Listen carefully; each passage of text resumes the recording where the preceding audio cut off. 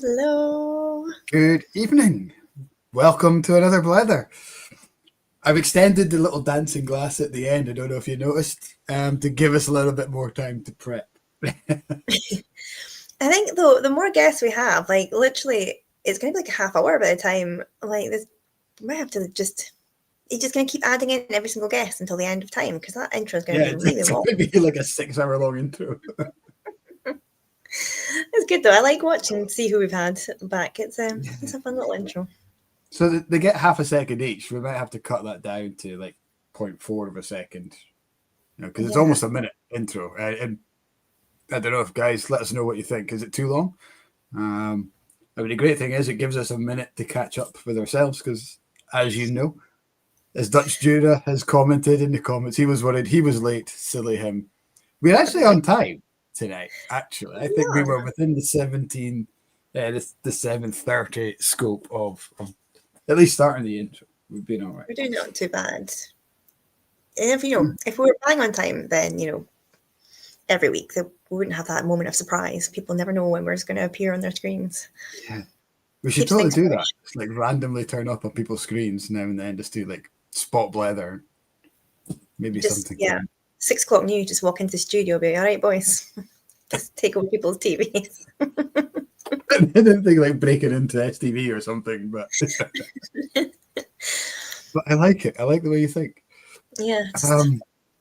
Hi everybody, welcome. To say hello to people in the chat. We've got Ed Friday. He is on the tea so far, but he's going to allow himself a stronger libation later.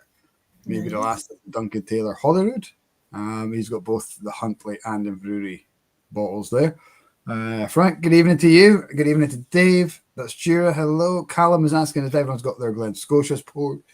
I've got it nearby just in case, but I've got something we don't need to drink Glen Scotia every week. There are other whiskies available, but you stick to form. Dave is on call tonight, so he's having a dry one, but it's the last night of it. So he's his roll on Friday. Hi, Willis. Good evening, Scott. Rick, good evening from San Francisco. I think it's about breakfast time, about 11 o'clock with you, Rick. Good evening to you. Red Mordecai is in. Good evening. Scott is having some Ardnamurchan Madeira cask. Awesome. Was that batch 1 or batch 2? Because I think batch 2 was peated, wasn't it? Batch 1 was the unpeated one. Be good to know. Callum is on a Glen Scotia, 11-year-old Dunwich Warehouse exclusive.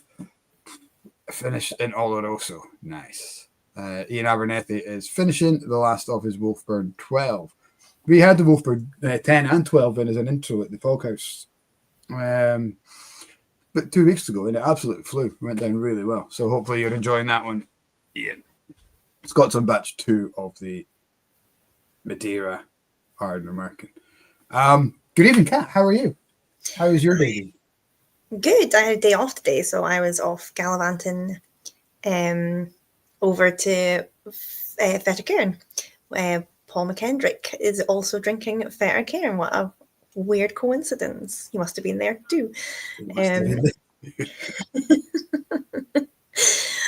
yeah, it was lovely, and we took a walk through Edsel, which I've never really done before. Edsel is absolutely beautiful. So no, it's been a nice day off. Nice. Is there still the hotel in Edsel that once had the biggest collection of whiskey in Scotland, didn't it? Yes, we went in, and yeah, it was it was a little bit faulty towers, the hotel. It was like all the lights were off. we're like, hello. I don't think it's the same owner who had the collection. I think it's changed hands now. Okay. There's some amazing bottles in there, like some proper old school labels, old bottles, old branding. Yeah, really cool.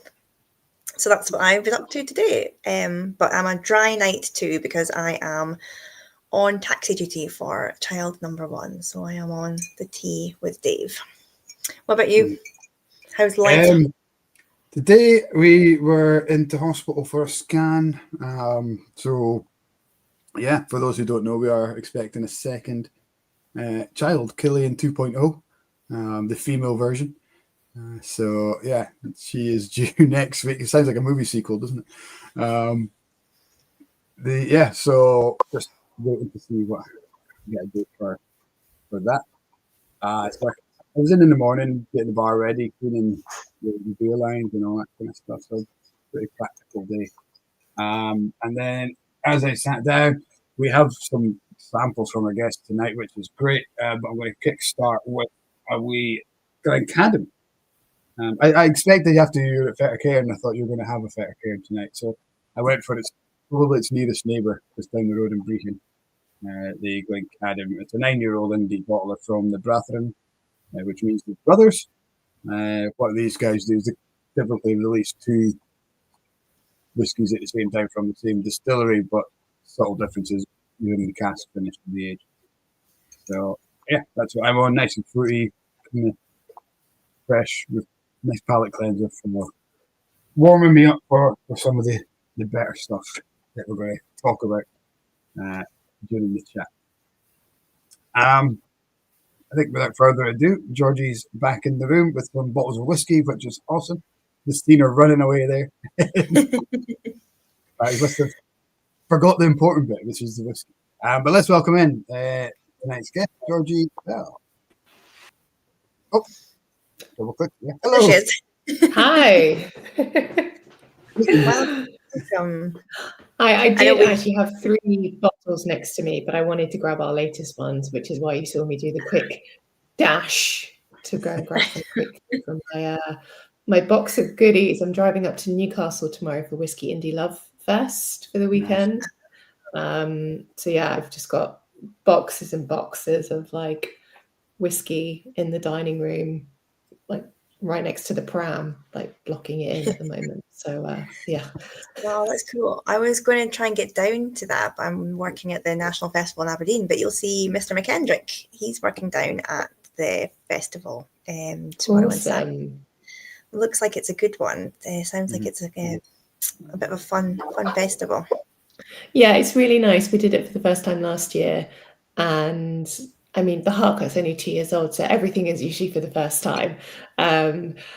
And it was really lovely. It was just a hall in a brewery full of independent bottlers. And I think the lovely thing about independent bottlers is everyone has their own take on the concept and on the model. So it was lovely to see different facets to the same thing, as it were. Rick, a pram is a buggy. I have twin girls that are 2 years old, and it's like it's a tank, basically, that fits them, a load of junk, rubbish, nappy bag, like just the works, really. Yeah, it's like a mini tank. It's like when your babies are actually the counterweight for all the stuff you've got in the back, and you lift the baby out and the thing just tips over, like, what? Pretty much. Yeah. Crushed in crisps. Yeah, exactly. I think, what's the American word for a pram? It's like a stroller. Is that what it is? Yes. Yeah. That's what it was. I knew there was a term. I was like Georgie, I thought buggy, and I thought I'm going to leave the girls to do this one because I wasn't sure what they meant. Yeah, stroller, I think you're right. Yeah. And then, amazing. So literally started a business and gave birth to twins in the same year, because your twins are 2 and your business just turned 2, your Harcourt's just turned 2. More than the same year. We had them 3 days apart, Kat. Oh my gosh. we launched the Harcourt in September of 2023. I mean, I worked in whiskey for 15 years longer. So it wasn't like we just launched it out the blue. It'd been something that we've been working on, my husband and I, for about 2 years prior. But yeah, we launched it in the September of 23, and then we had our twin girls 3 days later. So it is very much a family affair. And people always say to me, they're like, oh, how do you do it? You know, what do you do when you have a new kid? I'm like, just buy a new really good coffee machine and you'll be fine. Yeah. Do you know, it's amazing, like, what your body can do when you have children and you realize that you can actually survive on so little sleep. Yeah. And they tell you, don't worry, like, you forget all about it. You know, by the time you've had it, you don't ever forget. It's a lie. No. That's amazing. Don't forget, why do you have more kids? You had 3. Yeah, I'm just like, fertile.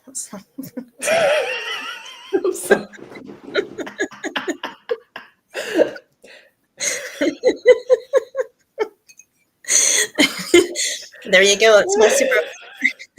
Your secret power. It's my superpower. Yeah. Anyway. Anyway, yeah. I mean, I thought we were pushing it close because we opened a whiskey bar last month.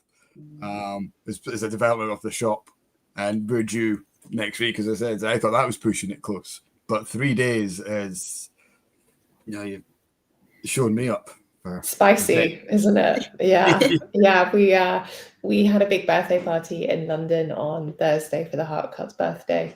And then on Sunday we threw a birthday party for the girls. So on Amazon last week we were ordering like black and white heart balloons for us, and then like animal balloons for them. It was a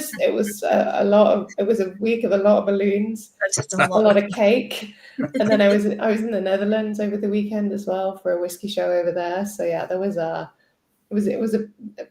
big weekend. Amazing. I was just imagining the Amazon guys packing your order, thinking, we've got bottles of, I don't know, champagne and whiskey and all that going packed alongside nappies and 2-year-old toys and what's going on? Yeah. My Amazon orders in the last 2 years would really paint a picture. Let's not go into that though. I really don't want people to judge me based on that.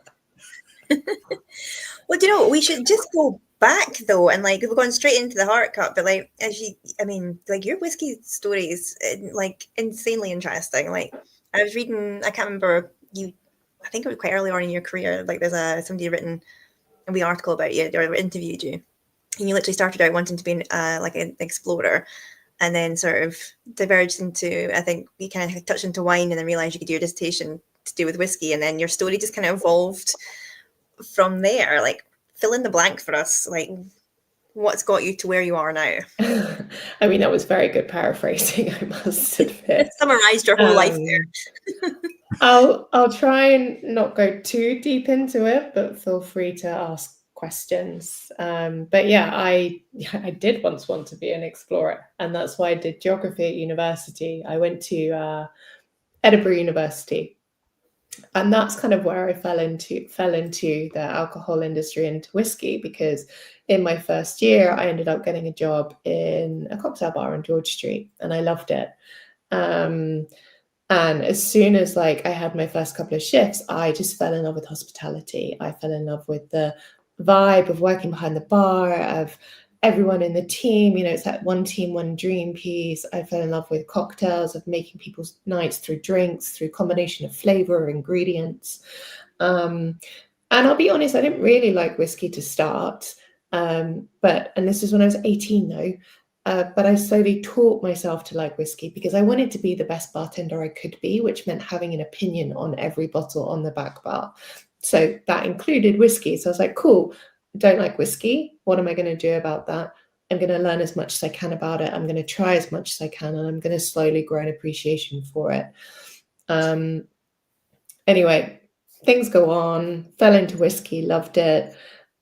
In my third year at Edinburgh, I did a course called The Geography of Wine, which looked at like the human and physical geography of the wine industry. And at the time we were writing up our thesis proposals, our dissertation proposals for our final year. And it's something that you have to write about the whole year, right? And it was something that you have to be passionate about. And I actually ended up writing my dissertation on whiskey and regional identity and the creation of an image of the place through the whiskey industry. And I focused specifically on Islay and the Golden Kingdom, and how there's this projected identity of place through the whiskey industry, and how that might not be the case, but it is the case there. And I mean, it was amazing. This was back in 2009 to 2010. I got to go over to Islay. I was interviewing people like Ginger in the Bowmore warehouses, and Pinky and Jim McEwen, and the guys up at Kilcoman. Everyone welcomed me in with open doors. I mean, I was like 21 at the time, being like, I want to interview you. But it was great. And when I graduated, I realized that actually that's what I wanted to do. I wanted to work in whiskey. But again, 2010, no carved career path. What do I do? Where do I go? So being in Edinburgh, obviously there was the Scotch Malt Whisky Society. So I've realized there was a job available. I hounded them with CVs in every form possible and ended up getting a job behind the bar there at Queen Street. And I loved it. Oh my goodness, what an amazing place to be able to build up your whiskey knowledge, but also more than that, like that connection that we all have between our brain and our nose and our mouth. That's why I wanted to work there. I wanted to improve that, to be able to actually say what I smelled and tasted and be able to recall it from, like, you know, past tastings. So it was the most incredible playground for that. And because I was just fresh out of university, I still had that education bug. So I ended up doing my fundamentals in distilling with the IBD, the Institute of Brewing and Distilling. Got the highest mark in the world when I did that one, and then I read that about you, and then ages ago, and I had it in my mind, and I couldn't find it again. I was like, I'm going to ask her if it was true. Yeah. So yeah, I did the fundamentals in distilling, and I won the Worshipful Company of Distillers award for like the highest pass grade that year for it. And then I ended up doing the diploma in distilling, which is like a BSc. And I did it over 2 years instead of 3. And again, got the highest mark in the world on completion of that. And again, won the Worshipful Company of Distillers award for it. But that was like biochemistry and chemical engineering. That was crazy, but yeah, it was mine is doing it. And like, is it module 2 that's all like kind of the maths and the sort of equations and like the sort of it's a part. He's doing it over 3 years, and like, so yeah, it's usually done over 3 years. Yeah, like, so that's insane. Oh my gosh. So module 1 is raw materials and wort. That's fine. It's all biology. Module 2 is fermentation, distillation, and maturation. Difficult. I mean, some of the equations within the stills are mental, but fine. Module 3 is process technology, and that's I'm not going to swear, but that was the one that I really had to get schooled on. And luckily, I was friends with some people that were at Heriot Watt.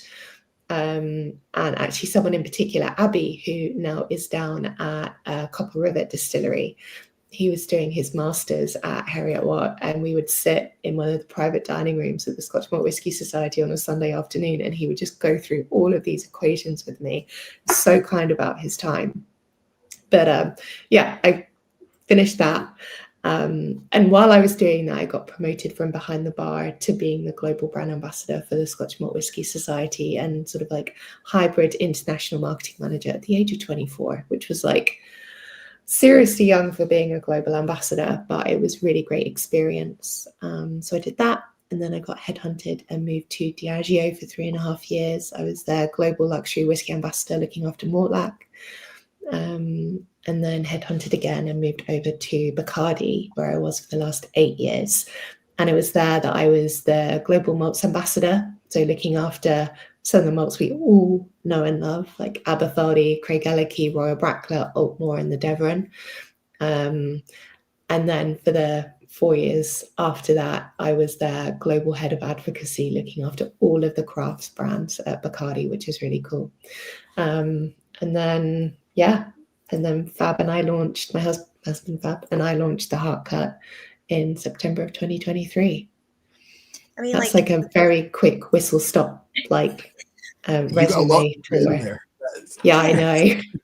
There was nowhere else you could go, really. Like, after getting to like such an amazing role, like at quite a young age, really, you just had to go and make your own whiskey. Like, there was nowhere else you could go from that. Like, you just, other than just becoming, I don't know, Richard Pattison or something, like there's nothing else you could have done.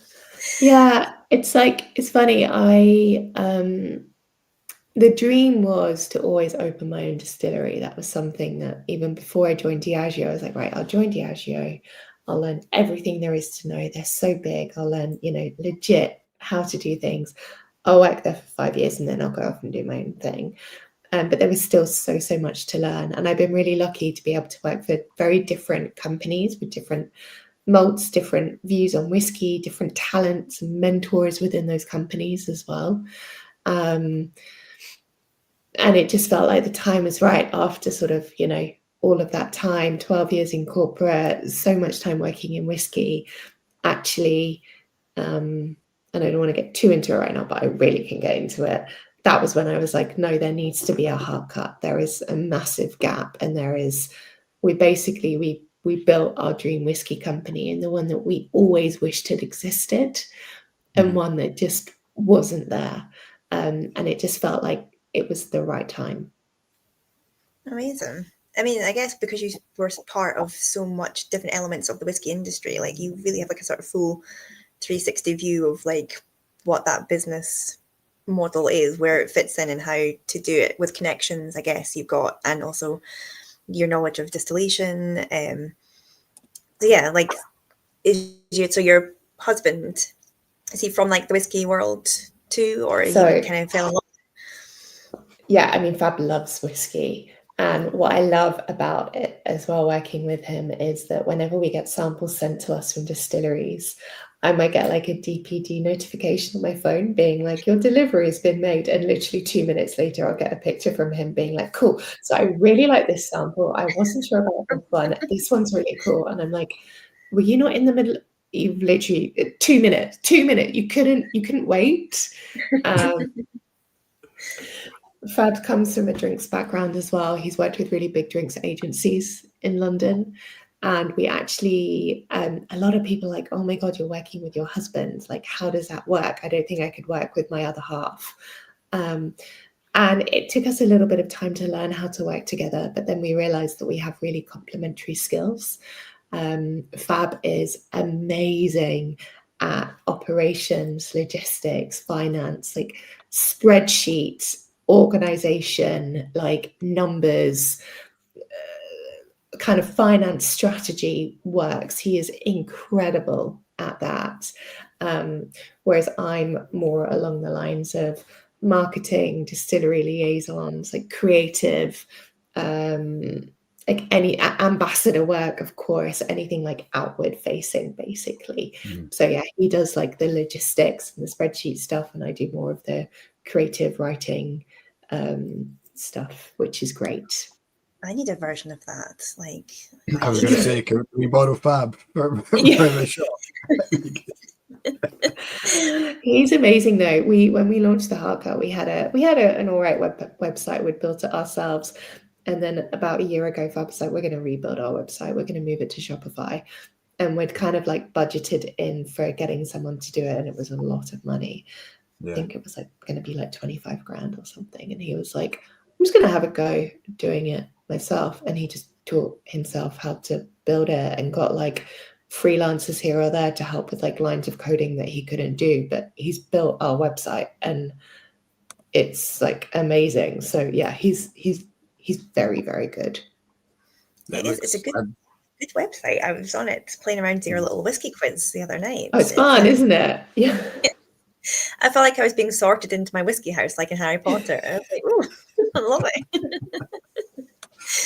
That was great.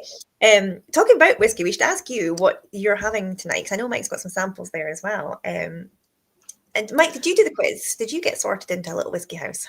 I haven't yet, no. Oh, I got Loch Lee because it was smoky and tropical fruits, I think is what I chose. And then I got Loch Lee was my selection, but you've got some fun whiskies on there. So like the whole point of the heart, like it's literally like whiskey from around the world. So I think I was writing down some of your kind of wording from your website, making the world of whiskey more welcome and accessible, which I really, really like. So that's kind of like your ethos behind what the heart cut is. It's just introducing, like kind of breaking down the barriers of whiskey and just kind of showcasing it is showcasing the spirit for what it is, sort of thing. Yeah, absolutely. Before I jump into this, Mike, let's get you a dram in your glass because I can talk, and I'm conscious of you trying something while I talk. And yeah, thank you for posting that quiz up online. I'll talk about it in a minute. Mike, did you get sent our Nicneen? Which ones do you have there? Fab, did you a little selection? I split it. So we got 2 Loch Lees. Yep. So we have one of those each, Kat. I took the Westward and the Nicneen because there was the New Zealand whiskey in there. I know Kat has her dad's over in New Zealand, so I left that one for you, so you could try that. Mike, do you want to start with Westwood? If you want to. If you want to Kat, try. we lost you. Yeah. No, sorry, on you go. I think we've got a slight delay again. So no, sorry, I think I've got a slight delay, but I was just saying I saw you were going to release this New Zealand one. I'm going to come out and go back in because I've got a really bad delay on my computer. Okay. So this is Westward we're starting with. Yeah. I do love, so they come in the little pouches, which are great. They do, great for posting, great for samples as well. We looked into doing this when we, during lockdown for the virtual packs. Yeah, I mean, oh my God, the amount of virtual tastings we all did during lockdown. It was crazy. So the bottles look like, I haven't got the Westwood here, but this is kind of what the bottles look like usually. But we do a lot, we're a new company, we do a lot of sampling. We were originally sending out glass bottles, but then we realized that they smash, and actually financially, it's a lot cheaper for us to send that out in the post. That counts as a large letter rather than a small parcel. So those pouches hold 30 mils. They're made from 100% sugarcane, and they're fully recyclable with soft plastics. So they're actually a really wonderful way to sample. Reb, very quickly, yes, the M&H pomegranate wine cask 004 is fully matured in a pomegranate wine cask, and it's actually partially aged in their warehouse by the Dead Sea. So it's actually a combination between their Apex pomegranate wine, which was finished in pomegranate, and Apex Dead Sea, which was partially aged by the Dead Sea. So I think we only have 10 bottles of that cask left in the UK. But that 04 pomegranate wine cask is phenomenal, absolutely such a phenomenal whiskey. So you've got the Westwood. I'm going to tell you a little bit about it, and then I'll jump into a bit more about the Heartcut and why it is our dream whiskey company and why we wanted to set it up. So have you had anything from Westwood before, Mike? I have. We got sent, again, I think it must have been just as we're coming out of lockdown. They were just kind of launching, and they sent us packs. So it was like a 1, 2, 3 blind pack tasting of the American single malt, and then they did a bourbon and a rye, I think was the 3. So yeah, we did that kind of blind tasting. So yeah, it was quite interesting. It was all virtual then. But 4 years, 2001. So yeah, we're maybe not quite out of lockdown. We got that. Nice. So for those of you that haven't had anything from Westwood before, Westwood is one of the pioneers and one of the leaders. There are a few to name, but one of the leaders within the American single malt movement. They're based in Portland, over on the west coast of the USA. Portland is typically known for its craft breweries and its craft brewers, right? And so Westwood are very much making an American single malt with a brewer's mindset. Their head distiller, Miles Monroe, was a brewer. And so what that means from a whiskey perspective is they're very much front-loading production. They're building as much flavor as possible into mashing and fermentation, using all sorts of different types of hops. And they're just making really delicious whiskey. I love American single malt. I'm really excited by the category. The fact that it just got legislated and it got ratified and through the government, what was that, the beginning of the year or something like that. I think there's a lot of things to come from American single malt. And the Westwood cask is just beautiful. It's bottled in bond, so it's 50% ABV. And for us, it's all just juicy tropical fruit, juicy passion fruit, toasted almonds, just deliciousness. I was going to say, it tastes like somebody's dropped some opal fruits into a Negroni. Yeah. It's really pretty, but there's that kind of orange peel and kind of there's a dryness to it, a bitterness to it that stops it from getting too sweet. Yeah. No, that's really nice. It's cool, isn't it? Yeah. Yeah. it's funky. It's different. It's not a whiskey that I've tried. Or I've had anything quite like it. But I think the intensity of that I love tropical fruit flavors in whiskey. It's something I really, really love. Having worked for Craig Ellicky, we used to get the most amazing tropical fruit notes coming through on like Craig Ellicky 19 and 23. And it's just fun to find that, but in a different guise with that much vibrancy coming through. And that's something that we're very much doing at the Heart Cut. So I love independent bottlers. I obviously started my career at the Scotch Malt Whisky Society. I love the freedom and flexibility that the model of independent bottling gives you. And I see it as a way to show the world how you see whiskey, right? Mm. It's kind of like you saying to people, put on like my rose tinted glasses and look at the whiskey landscape the way I see it. But as I was looking, in my career, and I think we've all seen this, over the last 15 years, whiskey has changed a lot. And whiskey really is not just being drunk across the world, but it's being made across the world.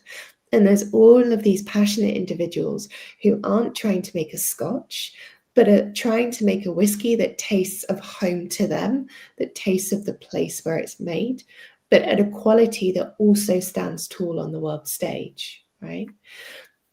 And I had a bit of a frustration because, there's within this growth, it can also be a little bit intimidating for people if you don't really know everything there is to know about whiskey. With this growth of options, with this growth of whiskey around the world, especially from countries that you wouldn't usually associate with whiskey, you're like, gosh, where do I go next? Where do I look? Who do I go to? Do I trust them? I don't know them. I've not heard of them. Maybe I'll just fall back to a Glen, because of this overwhelm of choice. And I've been fortunate in my career to be able to, as you two have as well, build up a little black book of people around the world who I absolutely love, who are doing amazing things within whiskey. So Fab and I founded the Heart Cut to really inspire a more explorative drinking experience, to partner directly with distilleries across the world, to create a range of whiskies that showcase the breadth of style, of flavor, and geography of whiskey today, right? And that's something we're very much doing. So we've launched in the last 2 years 19 single casks from 16 distilleries across 10 countries, which is an amazing breadth within that short period of time. And another thing as well that I like to stress is we only buy our casks directly from our partner distilleries. We do not buy from brokers. Every single cask is a collaboration between us and that distillery.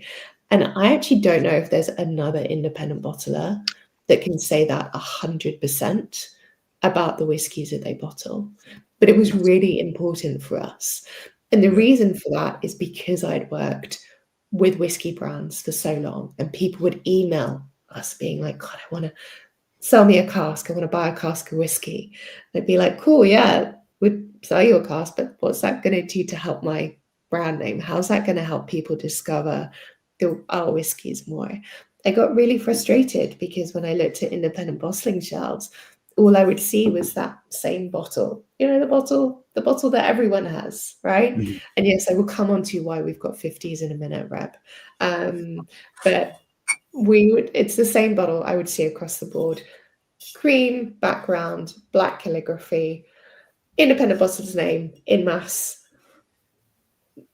smallest type ever, the distillery name, no information, no tasting notes, a load of whiskey jargon on there that if you're whiskey curious but maybe not a whiskey enthusiast, you've got no idea what any of that means.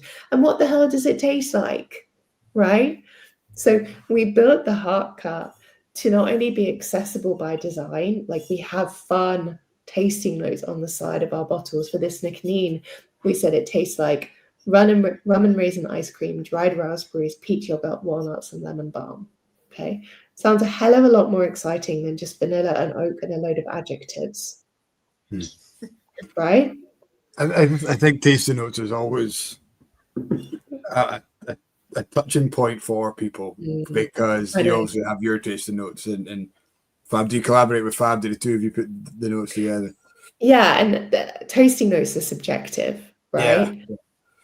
But they are also a good way to try and sort of guide people through. And as I said before, we set up the Heart Cut to try and inspire like exploration. And if you're not in a great whiskey shop like yours, where you've got people helping you out and you see a bottle on the shelf, how the hell do you know what it's going to taste like? We Right? find, because you're not going to know that through a number. Yeah, we find our biggest pushback on independent bottlers. We're not in a tourist area. It's not a big whiskey area. A lot of our people are buying for somebody else. And the pushback for us in terms of independent bottlers is they don't understand the concept. So we have to guide them very carefully through that. And somebody comes in and they say, oh, I'm buying a gift for my dad, and he drinks Highland Park. Have you got Highland Park? And we say, well, we've got this great single cask secret island distillery or secret Orkney distillery. And they don't understand what that means. It's like, well, it's Highland Park.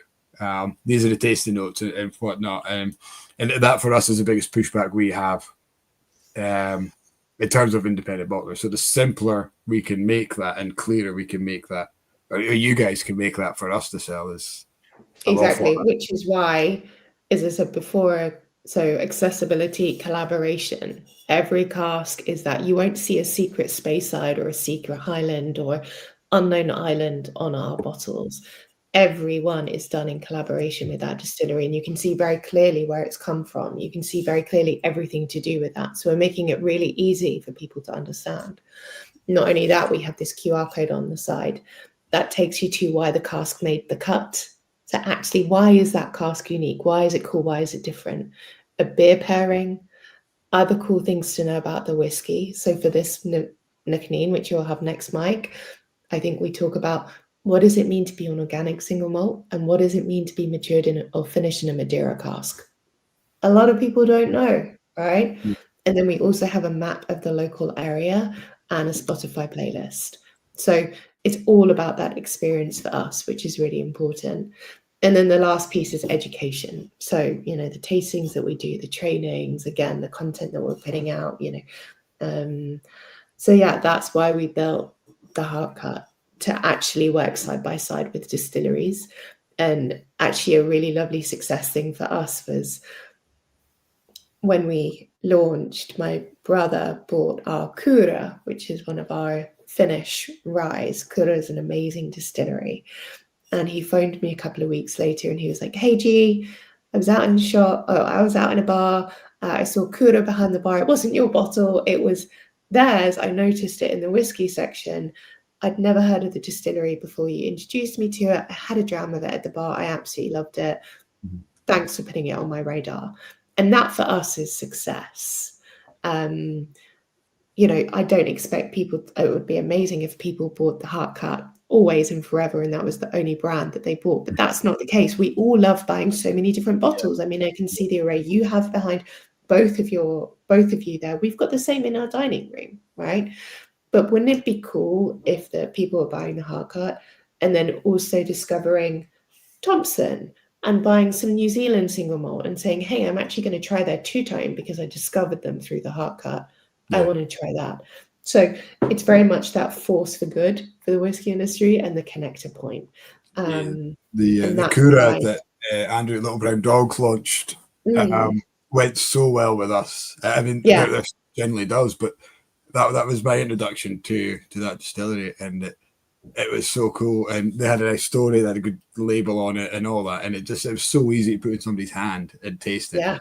That we have people coming back asking for more from the distillery, and we struggle to find it. So it'd be good. I've got some, Mike. Yeah. We should chat. Guide people in your direction, or you can give it to us and we'll sell it on your behalf. Sounds good. Always an opportunity. And David Starks just popped on. He's saying hello. He's saying how excited he is to have the Heart Cut at next year's Independent Spirits Festival. Quite possibly the best festival there ever has been in the history of festivals. Going nice back to shameless plugging there, David. Also, well done. Yep.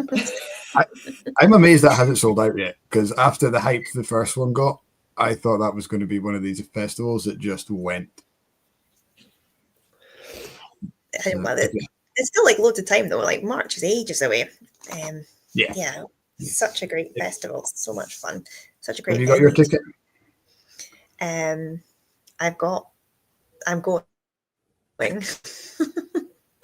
You blagged another freebie. I pay good money to go to these things. I didn't blag it. I'm gonna have to go and get my charger now. I'm sorry. I'm like a mess tonight. I'll be back. Everything's just gone dark. 2 seconds. I know I'm the worst. Reb is we'll tread water until Kat comes back. Reb is saying, is it smooth? Because you have to include smooth on the label at least twice, which is marketing rule number 1. Yeah. No, we don't say smooth anywhere on all of them. You'll be pleased to hear. But Reb, I'll address your question on 50s and not 70s. So yeah, we bottle in 50 centiliter bottles, not 70s. And the reason for that is twofold. We are just bottling single casks right now. We've done one small batch from JJ Corey in Ireland. Oh my God, it's such a delicious whiskey.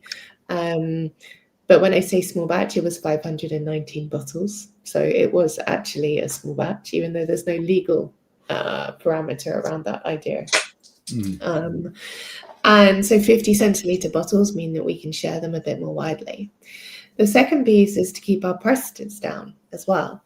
You know, we are dealing in single casks here, and we are dealing with whiskies from all across the world, and we're not buying from brokers.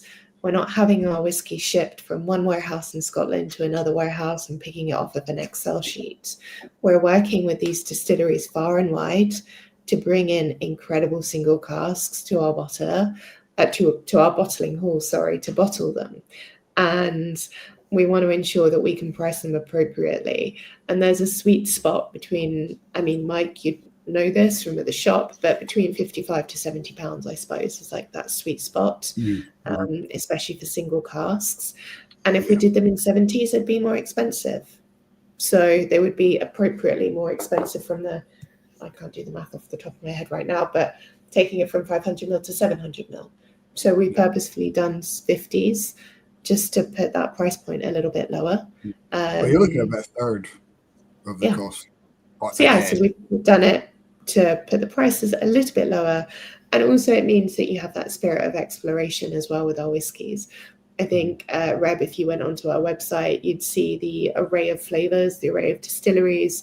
You know, if you've heard of all of them and tried whiskey from all of them, wonderful. If you haven't, even better, you know. But we set up the Heart Cut to help people explore it, and I feel that 50s also help with that. I was trying to think of another indie that's so committed to worldwide whiskies, and I know guys like Adelphi always have a couple in their release, but it's maybe 5-1 in favour of Scotch. But you're looking at probably every second one is from overseas, is not Scotch whiskey. Is it 19 releases in 10 countries?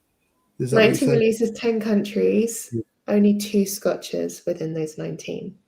Really? So Nicknane and Lochley are the only 2 Scotch you've had? Yes. Because there is a whole world of whiskey, Mike. Yeah. My math is terrible. This is why I need a fab. My math is awful. No, he's mine. He's also a great cook. He can't leave. I can cook. All right, cook. We didn't. I love Scotch. My career has been in Scotch. I absolutely love it. I'm coming up to Scotland actually in November. It's not soon enough because I lived in Edinburgh for 10 years and I love it. But I'm coming up for Glasgow's Whisky Festival. And I'll be in Edinburgh for a few days, Glasgow. I'm going to drive up to Nicknane because I've not been, and Ardnamurchan. And then back to Glasgow to do a whiskey club tasting with Victoria from Dramble, which I'm really excited about. But there are so many independent bottlers. There are so many independent bottlers out there, and so many doing great things. And pretty much everyone is focusing, for the most part, on Scotch. Wonderful. Let them focus on Scotch. we've got our eyes set, as I said before, in showcasing whiskey in 2025, and that exists across the world. And if we don't have time, but if we went into the story of every single one of the distilleries that we've partnered with, the why not what if story that these distillers, like mainly groups of friends who have come together, who have said, why doesn't whiskey come from my country when we have all the ingredients that we need, plus the knowledge, the passion, the money? And wouldn't it be cool if it was us, right? We could go into every single one, talk about how that whiskey tasted where it does, but also why it's delicious. And you'd start to read, like, there is just so much out there. So yeah, we've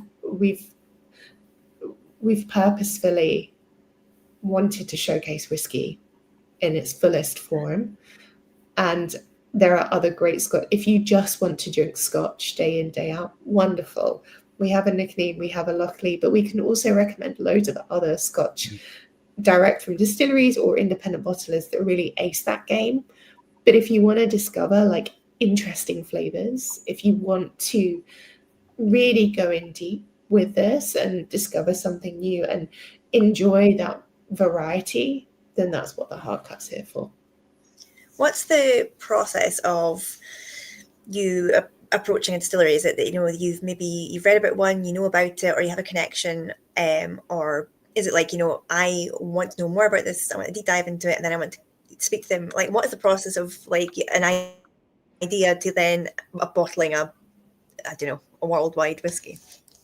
Yeah. So before we started the hard cut, we were told that our business model wouldn't work. We were told that distilleries don't sell to independent bottlers.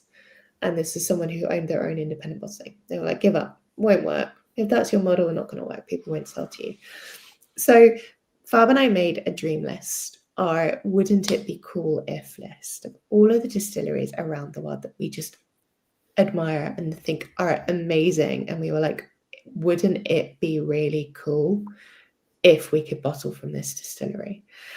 And we started calling up a couple of them. We started calling up friends who had distilleries that were on the list, who we could speak to confidentially. And we were like, hey, we're thinking of doing this independent bottler. We've got no bottle design. We've got no logo yet, but we have a concept. Let us take you through the concept and just let us know in theory whether you would consider selling a cask to us or not, based on this concept, based on actually representing your distillery and helping people discover it. And everyone was like, no, this isn't like, no, you are pitching to us right now. Like, we will sell you a cask based on this conversation. We love it, which was really, really cool. So we started with that list. And actually, we've been really lucky. We've been able to bottle from all but one distillery that was on that list. And then since then, going on, we've added distilleries on based on conversations, based on parts of the world that we really want to highlight that we haven't highlighted before, based on things we're really into. So we knew about Westward, loved it, loved American single malt, really excited about what's going on there. And so we were like, cool, wouldn't it be cool if we did another American single malt? So we've got a bottling from Westland coming out in October, November, which is actually smoked using local Washington State peat. And it's the first cask outside of their Solemn range that is being brought out that's from this Washington State peat, like malted barley, which is really cool. So that's kind of like us continuing on. I'm really into at the moment the use of fresh red wine casks and the use of fresh versus dried. And I'm really into seeing how whiskey distilleries that are being set up in cultures with wine industry, how winemakers and whiskey makers are working side by side. So we did a few casks with Starwood in Melbourne, who get all of their casks fresh from the Barossa Valley. And then we were like, cool, wouldn't it be cool if we did some others? So our newest one from Thompson, one of the two, I mean, that colour is exceptional, is matured in a fresh red wine, fresh New Zealand red wine, fresh New Zealand Pinot Noir cask, from Westbrook Winery, just right down the road. So like amazing. we're speaking to another Italian distillery at the moment, actually, who also use fresh red wine casks. So super cool, different flavor profile that comes through and a different story. But yeah, we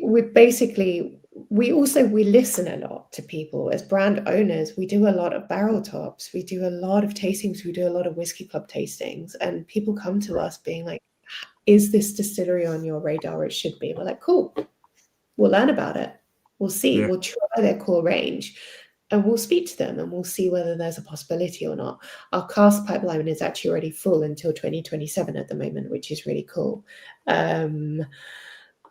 But yeah, and what's also awesome now is that we're not just reaching out to distilleries, but we have distilleries reaching out to us from around the world, which, bearing in mind we've only been going for 2 years, is pretty awesome. That's very good. Well, do you know, if it wasn't for Woven, I wouldn't have heard of Thompson Distillery in New Zealand, because the hemisphere is the fact they use the Manuka.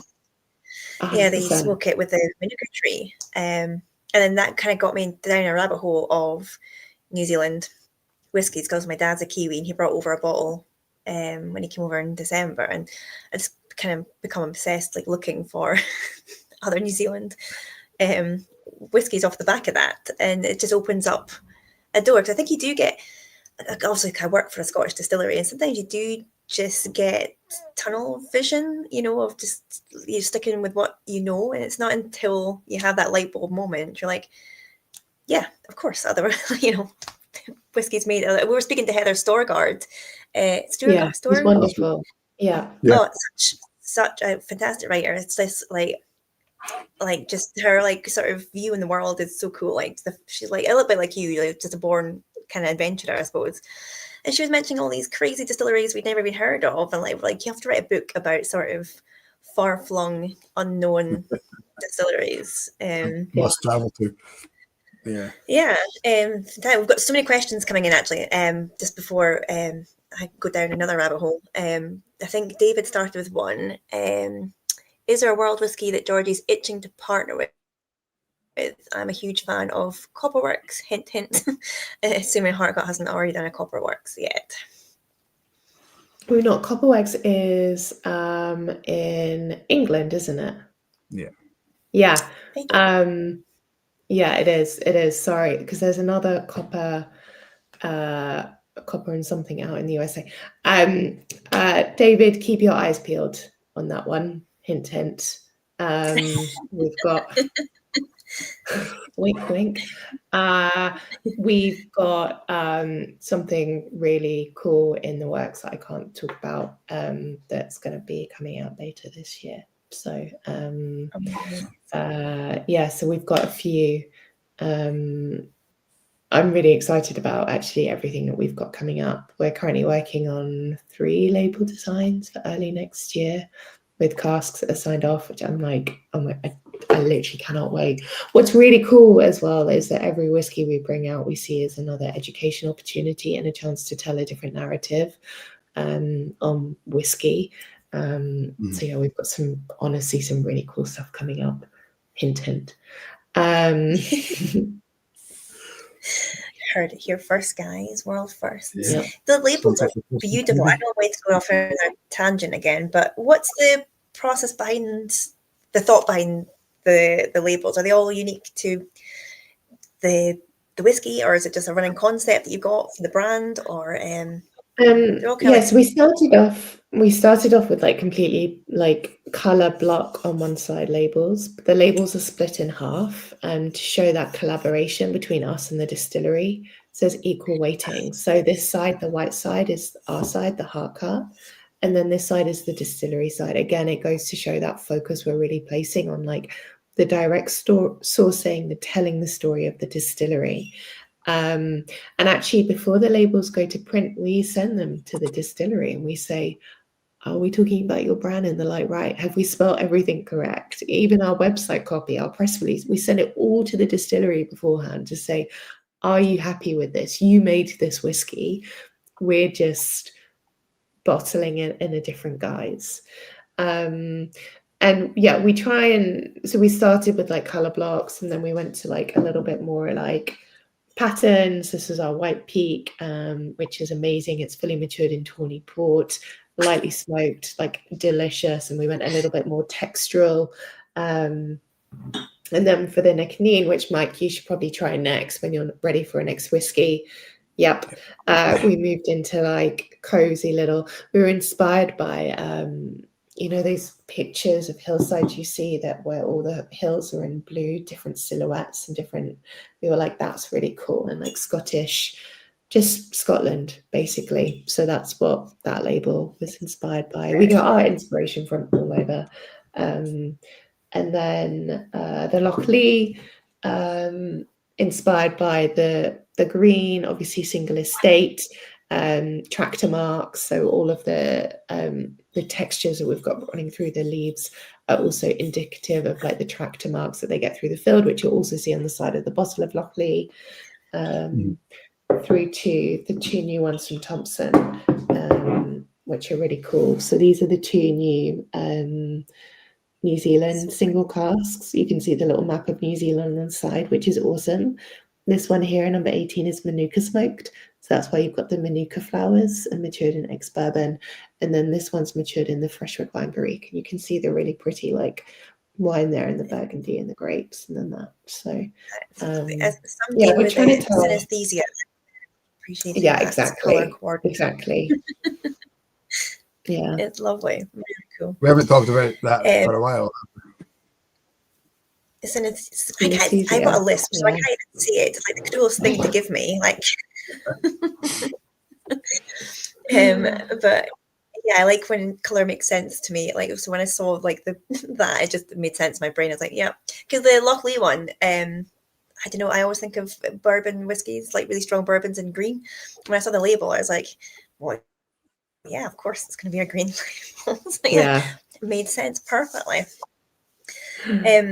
Reb is asking, have you approached and I'm going to pronounce this wrong, Reb, I'm sorry, Golani? No, I haven't. We haven't yet.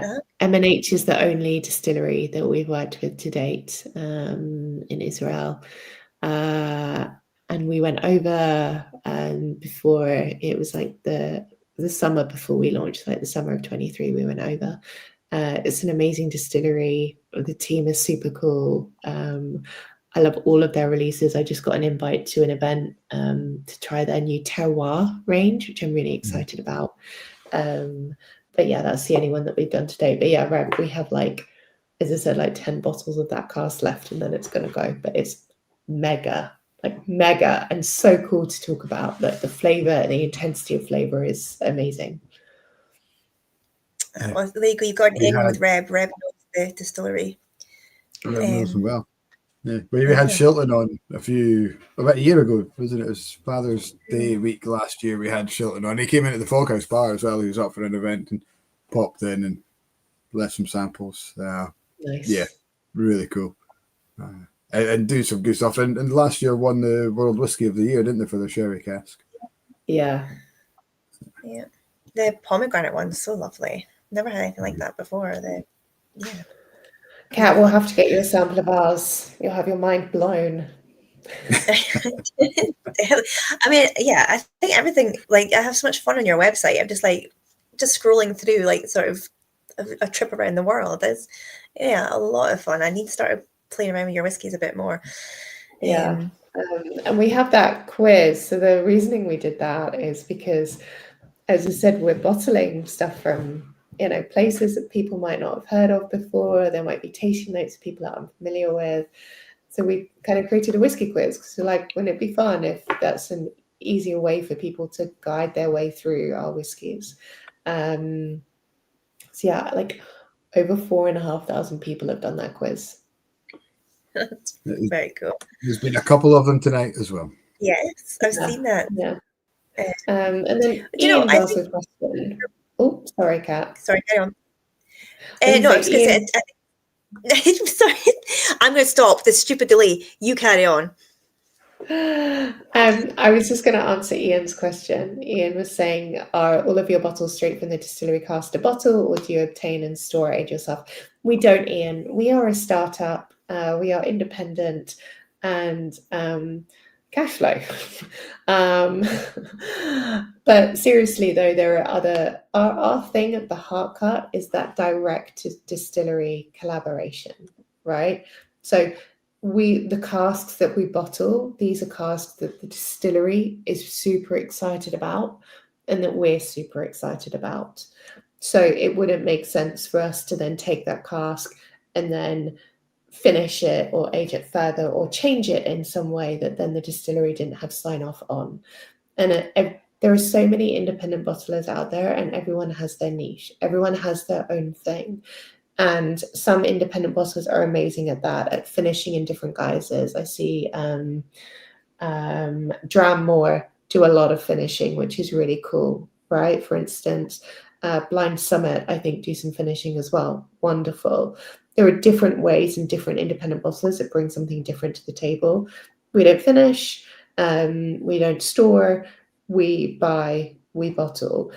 All of our whiskies are non-chill filtered and no caramel colouring. Typically, we don't bottle at cask strength. All of our whiskies are stronger. They range between 48 to 57% ABV. Only one was 48. Most of them are between 52 to 55%. And the reason for that is that we're trying to bottle them at a strength where the flavour just sings, right? And at that golden point where the whiskey is great as is and can still take water. And what I often find with people when they try our whiskey is they're like, oh my God, this doesn't taste 54%. And that's what we're going for. A strength with that flavour and that alcohol is just beautifully integrated into one, which I absolutely love. And to follow up, so yes, when, and Kat, this kind of follows on from your question earlier about like distilleries and how we work with flavour, etc. When we talk to a distillery, we'll talk to them about something that we absolutely love about them, about their core range, about the flavour, or about like a provenance story that they bring to the guys. Or they might just have some really cool shit and they're like, we've got these amazing casks, we think you might really enjoy them. Or a distillery might do a twist for us. So 2 quick examples of that, and then I will shut up.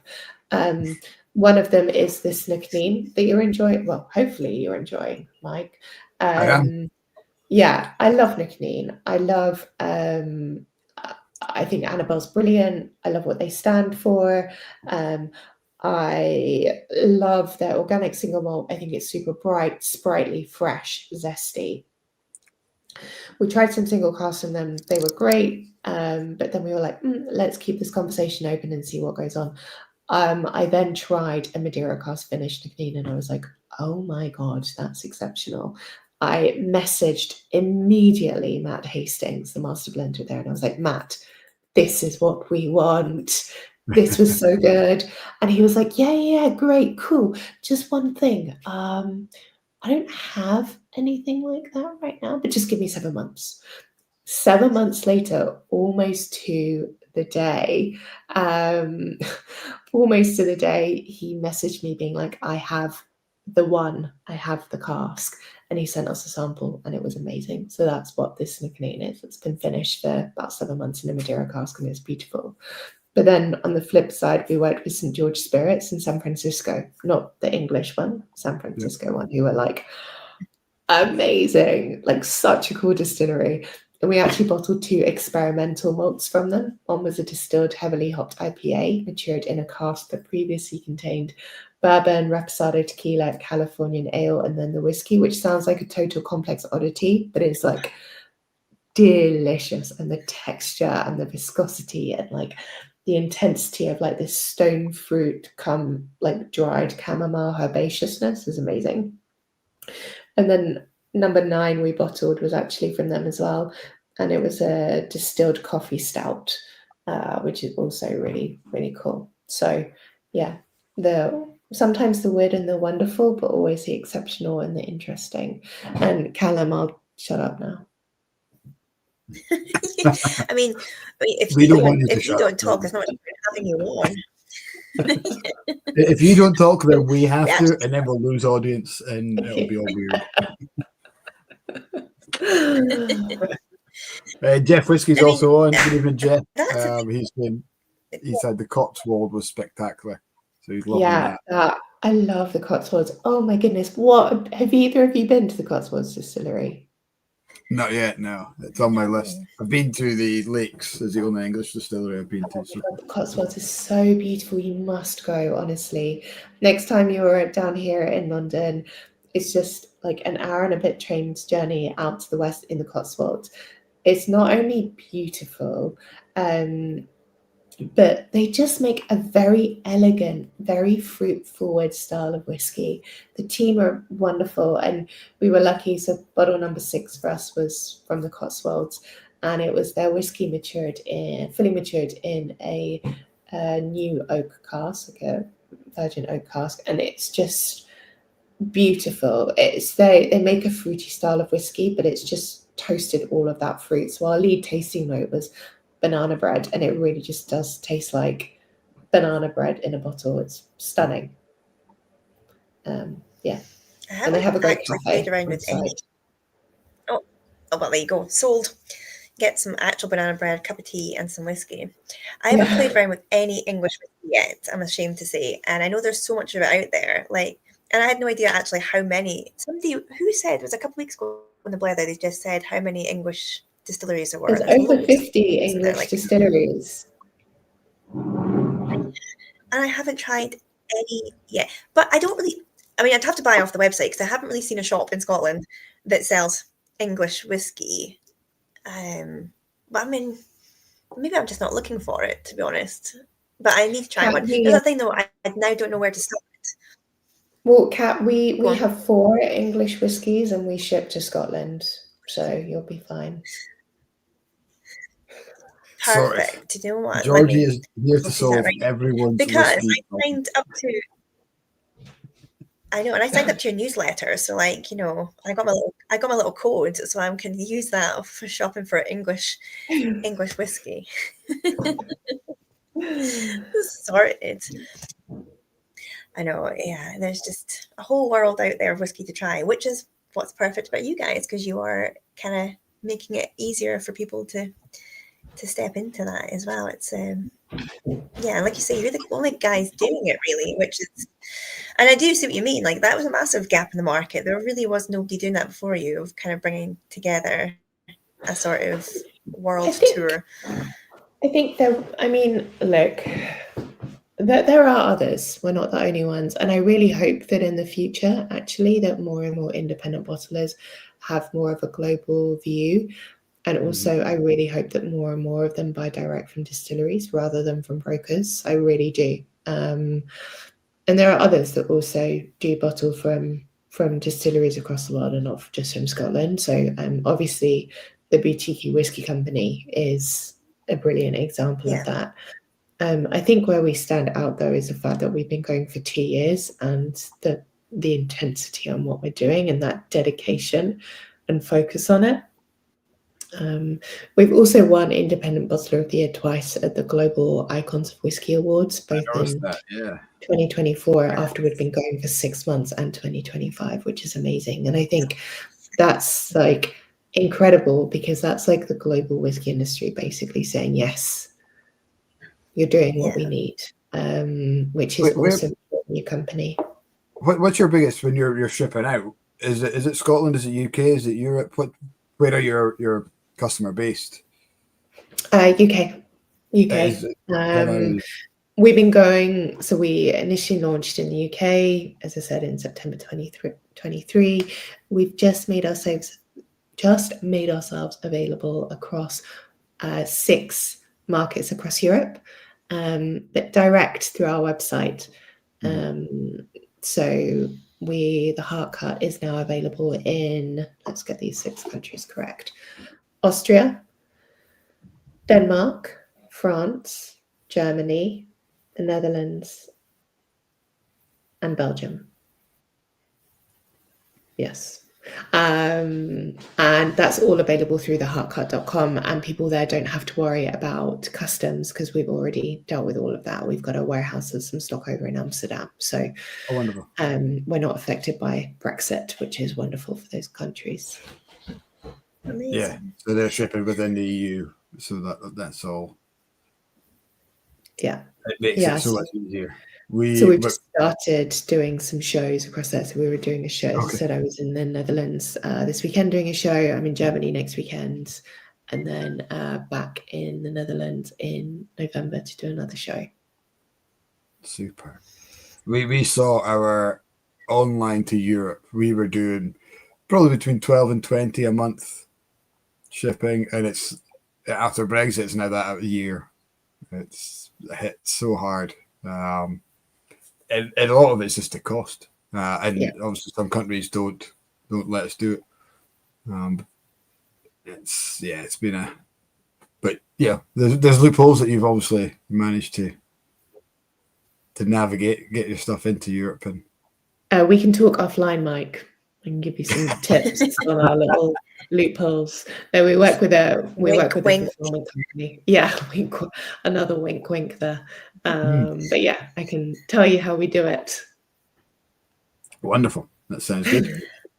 I know it's like it's so difficult as well though, because we get like a lot of international visitors, like European visitors, and like because we're the closest distillery to Aberdeen Airport, they either come into the area and they're like, oh, we'll come to you at the end, because we're going to do a few different distilleries, and they get to us at the end, they bloody filled their suitcase up with Speyside bottles, and you can only take like a certain amount back. So I'm like, we're in like the best place and the worst place, because we're the first distillery you see, but people aren't buying us because they're kind of planning out their trip because they can only take so many bottles home. That's really annoying. It's so annoying. We used to do quite well. We'll just wait for the hard cuts. Go on. As I said, we used to do with another local distillery who didn't ship, and they would phone us and we would do the shipping for them. But that. Yes, I'm aware of that. Quite right. I forgot you worked for us, didn't you? Yeah. Yeah, I did. So long ago. I'm really enjoying this nickname. I admittedly wasn't the biggest fan of the whiskey coming from nickname. I am kind of got the whole concept. I loved it. Flavor wise, it wasn't my palate, but I am really enjoying this. It reminds me of like a raspberry Kranikin dessert. I don't know if you've had that. Yeah. It's got kind of cereal notes and creaminess and a little bit of raspberries in there. But if you'd poured, there's something else in there. It's like a sweetness. I'm not quite, like almost treacly or licoricey or something like that. And they're rummy, something sticky and sweet. I mean, you are like, honestly, Mike, as I said, our top 2 tasting notes on this is rum and raisin ice cream and dried raspberries. So it's like, that is literally like bang on everything you just said, pretty much. Like, I should have put Cranahan on it, and then it would have been a done deal. You hit the Scotch market anyway with the raspberry Kranikin. Right. But yeah, I wasn't sure, because when I tasted it, I looked up, I did a bit of swatting, I looked up the bottle and seen the tasting notes, and I was like, I'm not sure if it's rum, but it's that kind of sticky sweetness that, and I was getting more of a treacly, licoricey kind of note. But yeah, I can see why.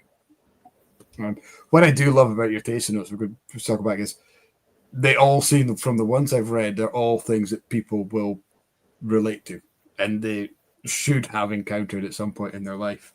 What annoys me is one of my big bugbears when you read a tasting note and it's something so obscure and so like such a narrow kind of tasting note. You're like, who in the world has tasted that? Like, I don't know, caviar on a cool pier or something like that. So. I'll be honest, I used to be on the tasting panel of the Scotch Malt Whisky Society when I worked for them. And we used to come up with the most obscure tasting. This was back when, because now I think they're a little bit more like subdued with their like wacky tasting notes on the front of the bottle. Like back when I worked for them, it was like the whole label was the tasting note, right? Now it's just a little bit, I think, on the front. I still have, on one of the panels that I was on, one of my tasting notes became the name of the whiskey. And it was,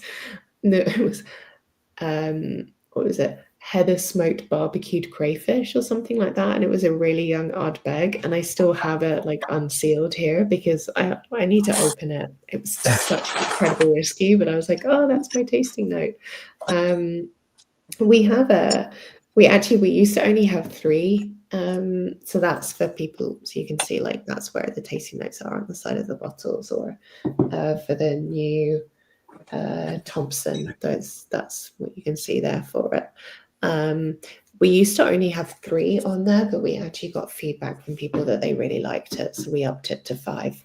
But we have a tasting panel. So I think sometimes you can be in your own echo chamber of your own palate and like only what you like. And I think, yes, the Heart Cup, we are bottling whiskey that we absolutely like. And Dave Broom said in one of his musings, if you don't sign up for the whiskey manual and his newsletter, you should. It's an exceptional piece of journalism. He wrote about us a couple of months back and said that our style was just very fruity and very fruit forward. Sorry, I'm getting distracted by some of the comments and mud bugs and stuff. I'm not going to look there anymore. But we have a tasting panel. So not only Fab and myself, but we have about 4 other people that we work with, all very well respected palates from the industry. And whenever we're in between cask samples and we don't know what to choose, or in between strengths or looking for tasting notes, we send out samples. One person on our panel lives near to us, a few others in London, and a few others, well, 1 or 2 others like further away in Scotland. So we send them samples and they help us. So they're very, very trusted. And again, that helps us get outside of the echo chamber of our own palate. It's useful, as I said, when we're in between 2 casks and we're like, God, these are so good, we don't know which one to go for. And they'll be like, this is the one. And then it's also really good when we're in between strengths. We're working on one that we're going to be launching in March of next year at the moment, and it tastes so good at cask strength at 60%. And I'm like, it's too strong, and we keep bringing it down, and we keep sending these samples out to our panel. But I think we might end up bottling it actually at 60% because the intensity of the flavor is just exceptional. And then also with the tasting notes too. So, yeah. I totally get what you mean by tasting notes, because I end up overthinking it so much, and I'll sit and we've got a delay again. Okay, yeah. I'll sit there and I'll write, well, because I do it in color first, right? And my problem is then I'm writing down tasting notes. I'm like, am I just thinking that I'm associating the food with the color now? And like, I'm always overthinking it. It stressed me out so much. But have you got like a little funny visitor? Is this a pussycat? I'm trying to be cool and professional here, Cat, and ignore the fact that my cat is sniffing around. That's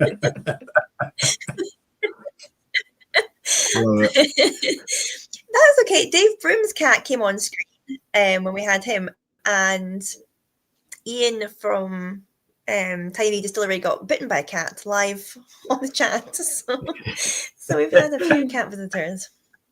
Well, that was Marlo, who's now been and gone. Yeah. Sugar Kitty's picked that up at home. Superstar alert. Oh, I love it. I picked this up from the society purely because of it's such an easy belter of a dram, and this picks up everything you want in a whiskey. Nice.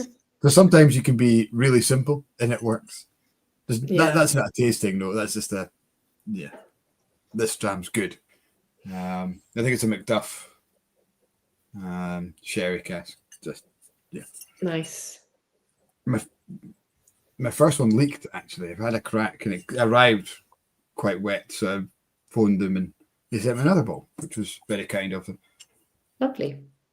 Oh. So I might finish off tonight. I went to the Scotch.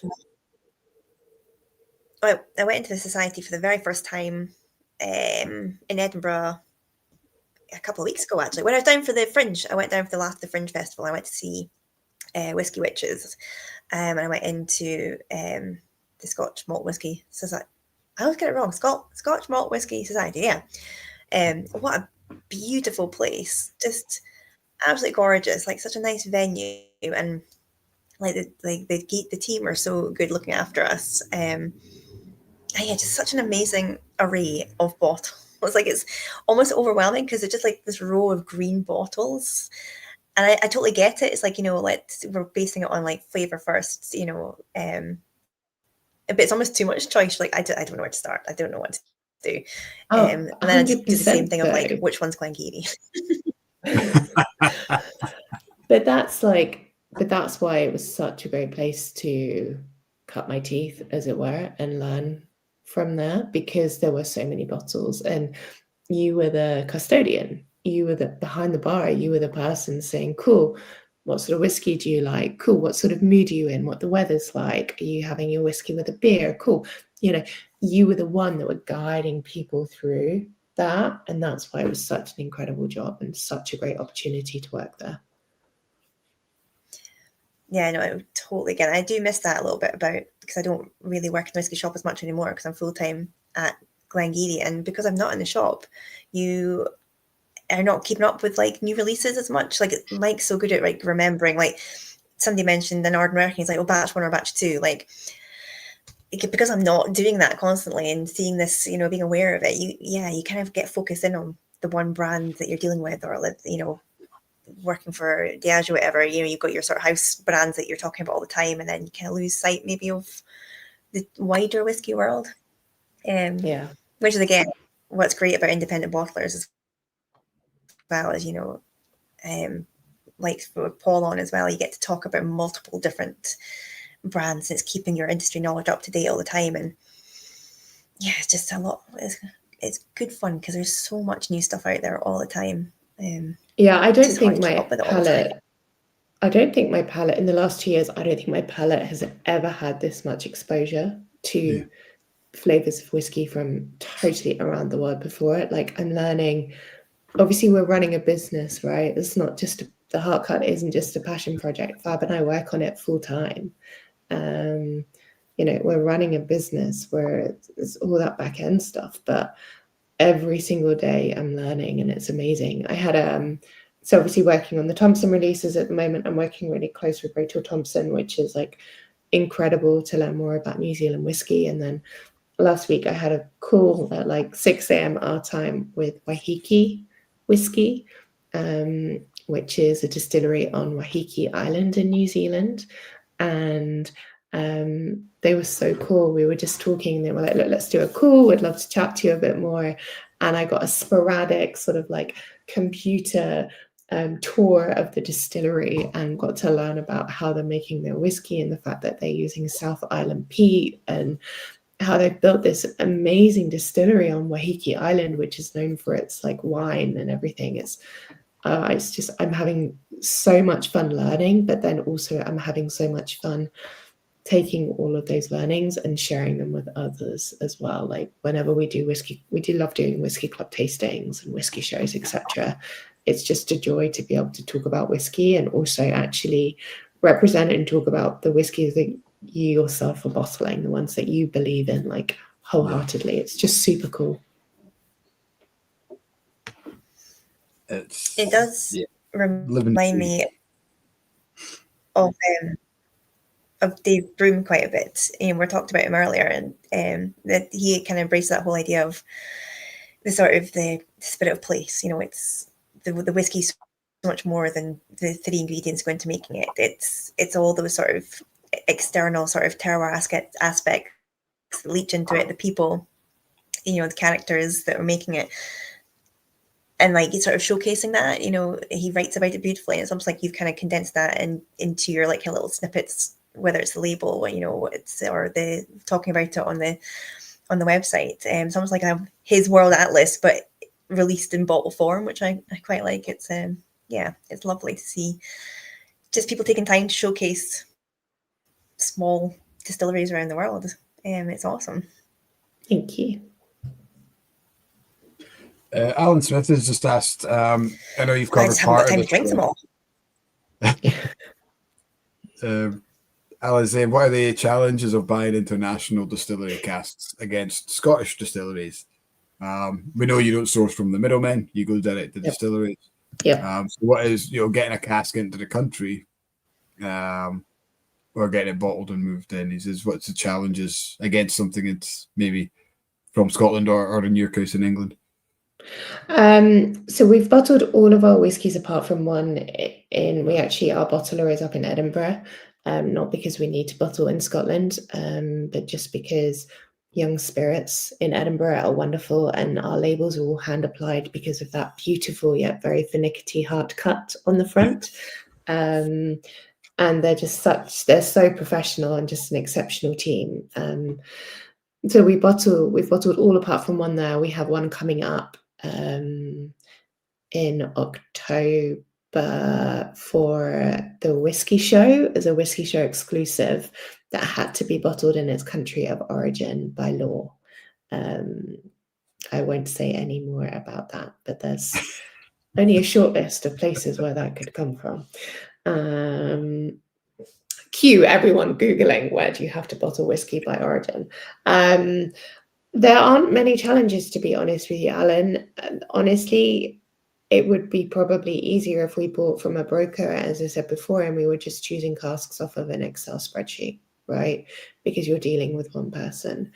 We deal directly with our distilleries, which means that every single bottle that we bring out, it's a different project, right? Mm. So we're shipping whiskey in from all over the world. There's different logistics chains, and it is easier, obviously, to bottle from Scotch distilleries because you can just stick it on the back of a truck. And the same with England as well. We've bottled from 4 English distilleries to date: Cotswolds, White Peak, East London Liquor Co. Actually, that one's just sold out on our website. We did an amazing London rye whiskey matured in a Hackney Brewery chocolate stout cask. It just tasted like gooey chocolate brownies. And then the most incredible rye whiskey from Filden. England, Scotland, easy. Everything else we have to work with, but we get it done. You just sort it out. So, yeah, there are obviously more hoops to jump through, naturally, right? But it's worth it because of the flavor and that discovery aspect, and for all of us being able to try something from all across the world, which is just really, really cool. I'm just imagining all these barrels of whiskey coming across on ships and you turning up down at the harbour with a transit van and kind of rolling them down the gangplank into your van and then the twins, we're training them. There were only 2, but you should see their guns. That's why you built them a tank. You bought them a tank. Yeah. To drag around it. Protect the whiskey. The double buggy down at the dockside. Them on their scooters. We actually put tow lines on the back of their scooters so they can do their little scooting and roll the cask at the same time. I'm joking. Fantastic. Everybody. Get them. Not a child labor, never hurt anyone there. Do you know, anything that helps, to be honest? When my youngest, obviously I've got 3, going out sledging and stuff with the 2 elder ones, I was always just carrying this baby around. So I just put him in the car seat, put the car seat in a sledge and just dragged him up the road so everybody else could go sledge. And I was like, it works. I didn't put him down the hill on in his car seat. I'm not that bad, but yeah, just whatever works at the time. Just make do with what you've got. They just have to fit in, don't they? Yeah. Yeah, exactly. I'm on the Loch now. Asking how. Sorry. Oh no, carry on.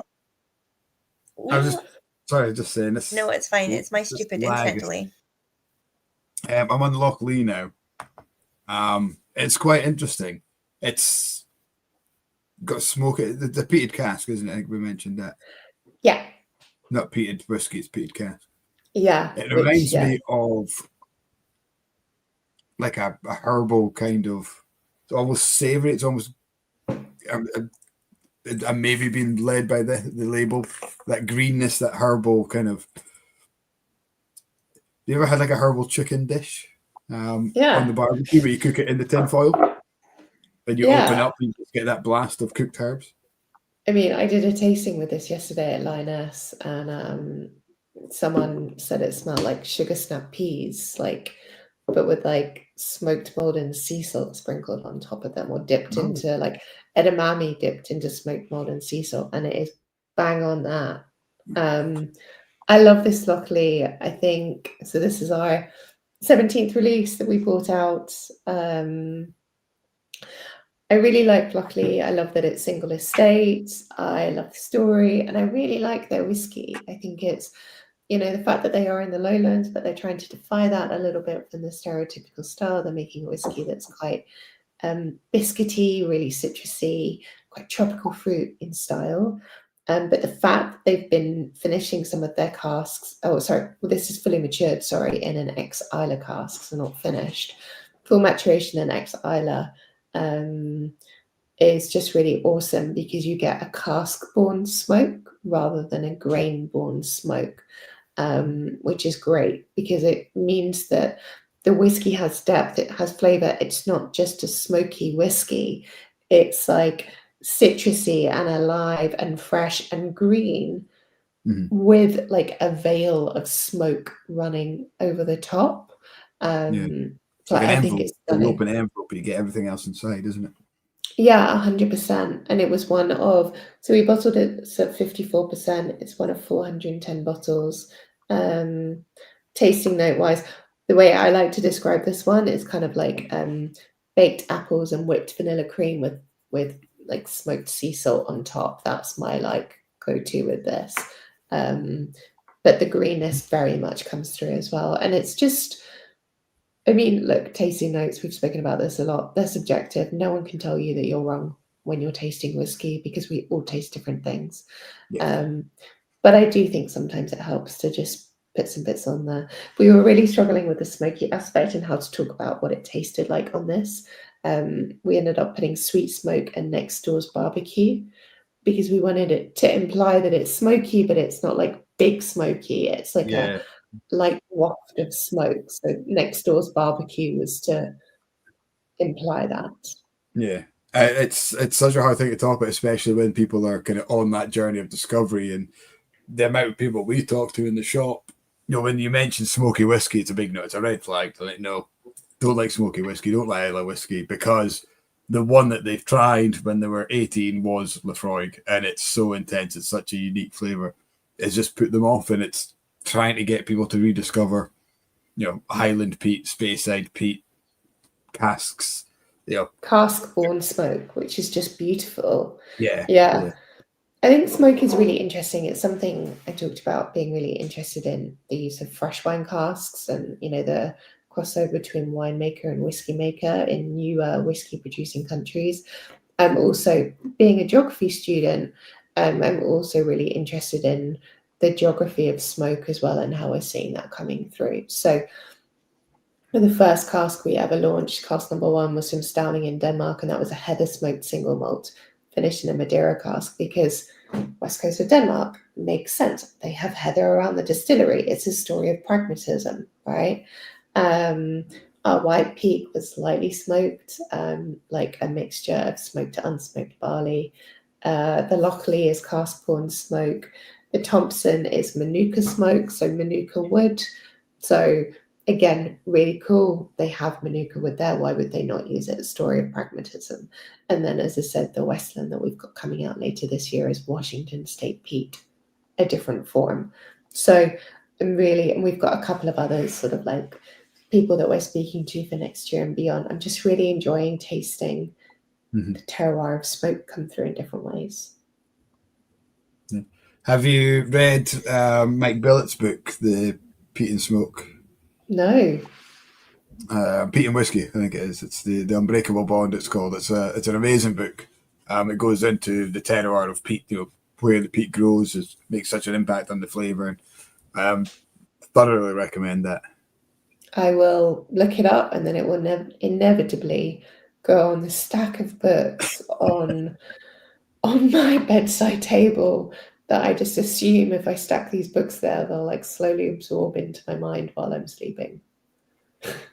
I've got so many books that I've read so much of, and then just I don't, the rest of it will come in. There's about 6 there at the moment, ranging from like startup books and business books to fiction to short stories to potty training.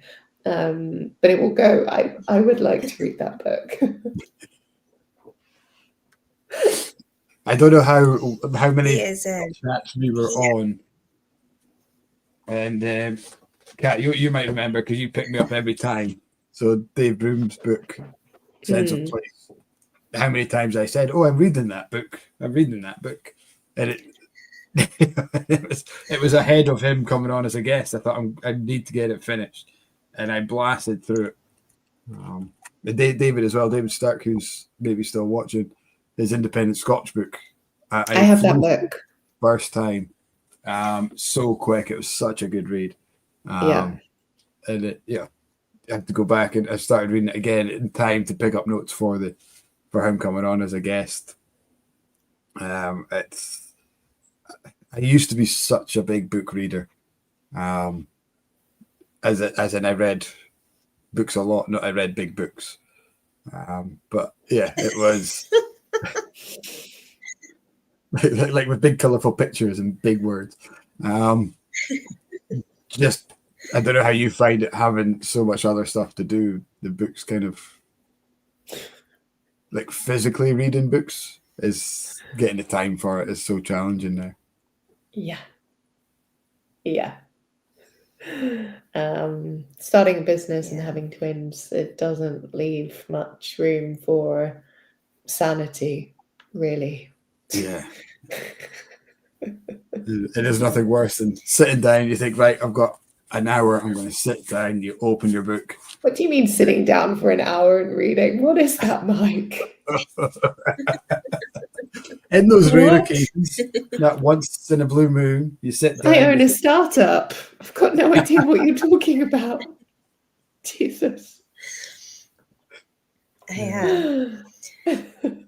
This is your moment for sitting down and you're literally still working. So yeah. It's all right. I've got a beer, got a whiskey. I'm talking about whiskey. It's all good. I hope it doesn't feel like work. No. Well, it's such a pretty room you're in as well. Like, is this like, are you in your sitting room or your kitchen? You've got such a lovely. No, this is my garage. This is my garage. Relaxing. Oh, you're talking to Georgie? Yes. Sorry. Yours is lovely, Mike, also. I am sitting in the kitchen. What you can't see off screen is the fridge with the kids' footprints and handprints on from the first day of nursery.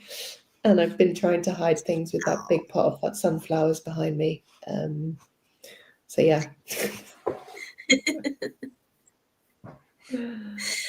I know it's like that little stage that you set up when you know you're doing like a live chat, but like you have to remember that if you stand up, people can see all the crap you've hidden down the back of the sofa. It's like you're wearing your pajama trousers or something. I was about to say you'd see I'm wearing shorts and a jumper. Yeah, it wouldn't really work. Callum's asked a question. What are your favourite distilleries from the 5 regions? Callum, can I answer a different question for you? Because that's very Scotch-centric and I love Scotland. But the whole thing about the Heart Cart and really what we're trying to do is showcase the whole world of whiskey. So can I give you some of my favourite Scotch distilleries, but then can I give you some of my other favourite distilleries from around the world that I think should be on everyone's radar? Is that all right? Definitely. I think that's fair. Cool. So Callum's question, but it's our show, so you go ahead. Yeah. He just wants you to say Glen Scotia anyway. Like he only has one answer. He just wants you to say Glen Scotia. Like Callum doesn't recognize any other distilleries in the world. I don't know if I've not actually been to Glen Scotia. I've been to Campbelltown. I love swimming, and myself and Nick Ravenhall from Woven and Alex Ravenhall, his brother, we were training to swim across the Corrie Wrekin and we actually went up to Alan, I will answer the question. Just give me a minute. We went up to so we were training to swim across the Corrie Wrekin. We went up there and we actually ended up swimming in Campbelltown Harbour. The biggest jellyfish I think I've ever seen in my entire life. And then unfortunately we went over to Islay and the swim was called off because of bad weather. So we ended up swimming in all of these beautiful lochs and in Bowmore Harbour and everything like that. But we went around Springbank and that was pretty cool actually. But I do like Glen Scotia as well, so please don't hold me to that. I really love Craigellachie. Obviously, having worked for Bacardi, I think Craigellachie is exceptional.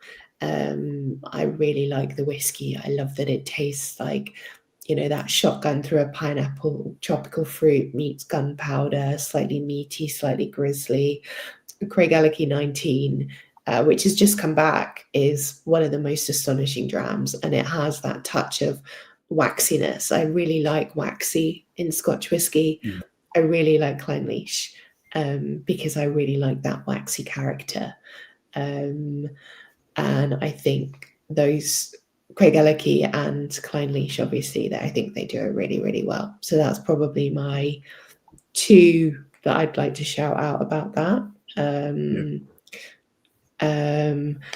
But you all know Scotland. You live and breathe Scotch. You can talk about it. I mean, as I said, I've worked in Scotch my whole career, but I think there are so many other distilleries across the world that deserve to be in people's distilleries repertoire.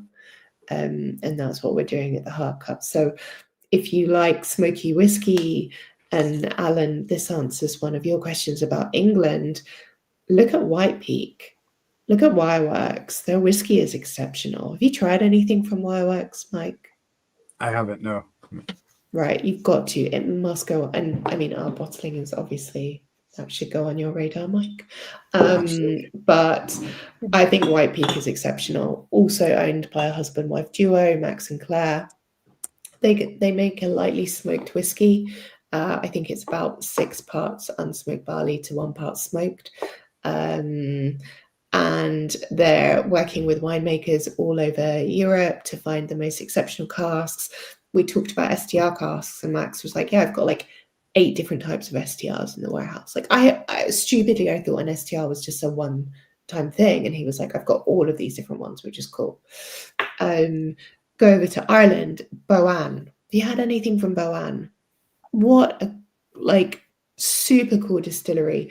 Also independent, family owned, just outside of Dublin, owned by the Cooney family, who have been in the Irish drinks industry for the whole of their lives.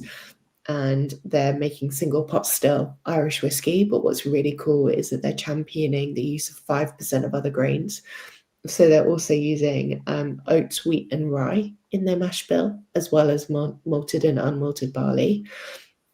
But the Boann range that they've just brought out is just super cool. And then they also own the Whistler as well. And they have one smoky, if we just want to stick to smoke, I mean, they have one smoky whiskey called The Good, the Bad, and the Smoky, which is themed on spaghetti westerns. And it's like a super cool label.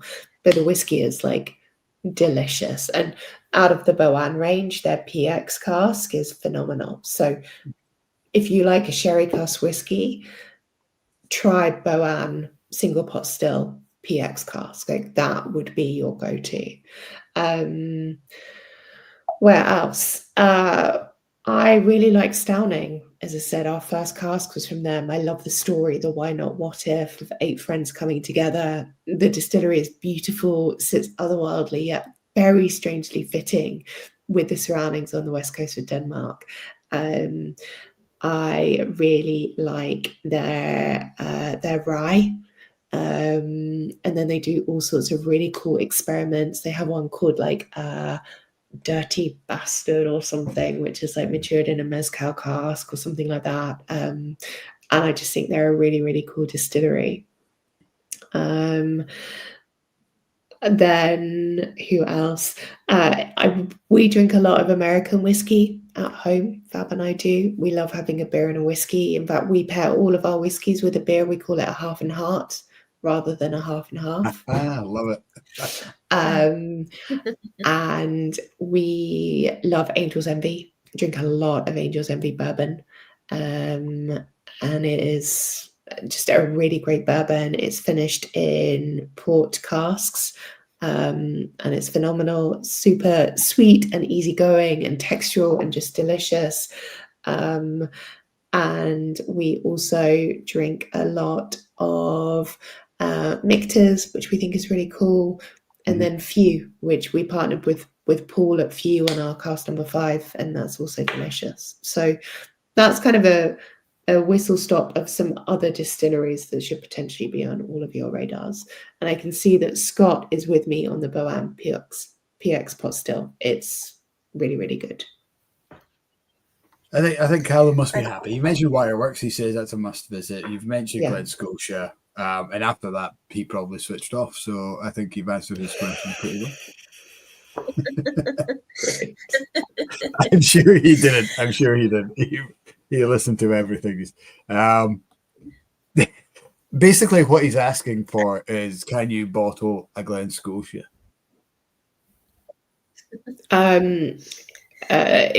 If Glen Scotia would sell a cask to us, then sure.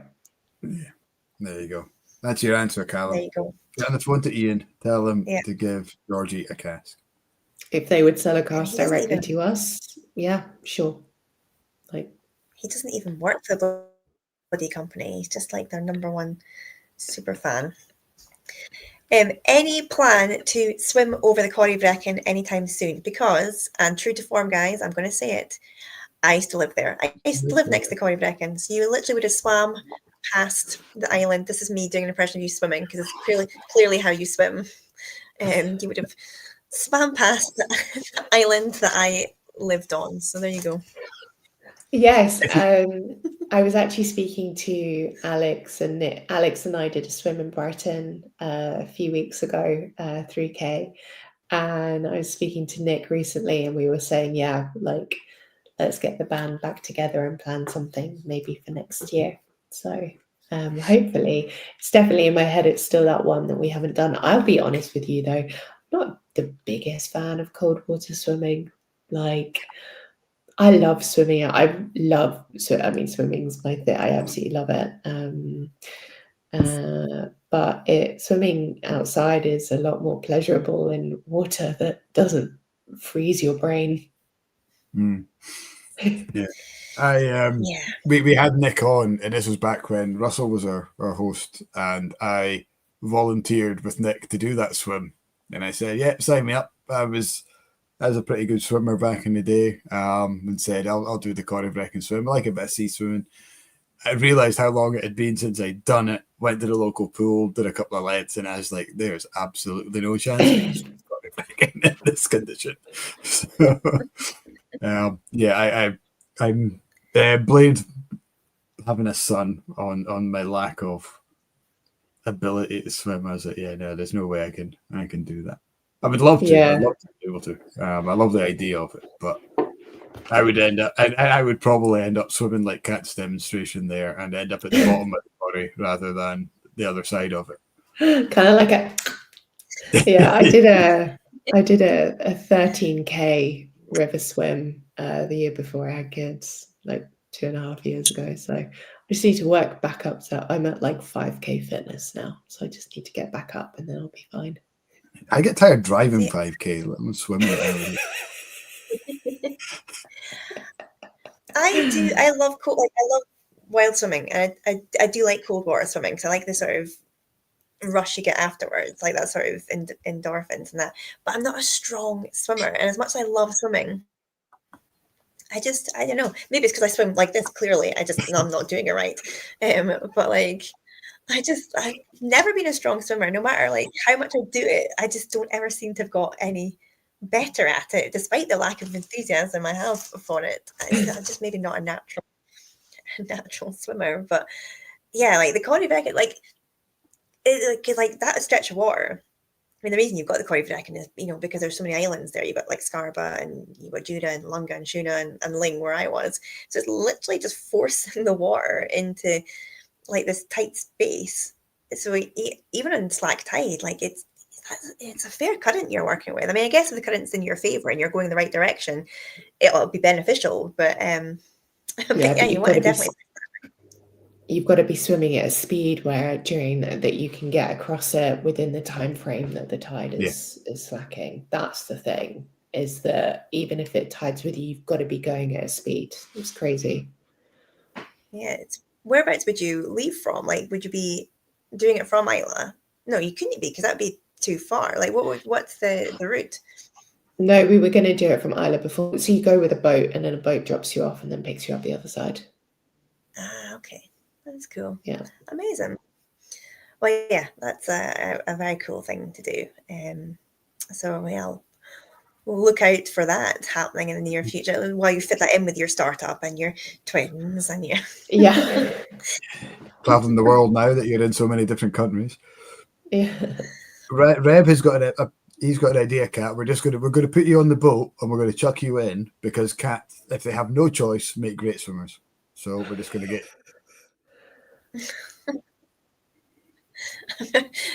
Great. Like, don't ever take up, like, swimming coaching, Reb. Just like swim because you have to, because the boat's sailing away. I mean, yeah, Jeremy fair enough. says Just head for shore and I'll get there. Jeremy said better to have tried and failed than not have tried at all. That only works if you don't die trying. I think. Swimming the Corrie can be quite dangerous if you're not prepared for it. So don't try it if you're not prepared. Don't try it. No. Yeah, I wouldn't recommend it. Yeah. Anyway, talking of dying in the open water, let's move on.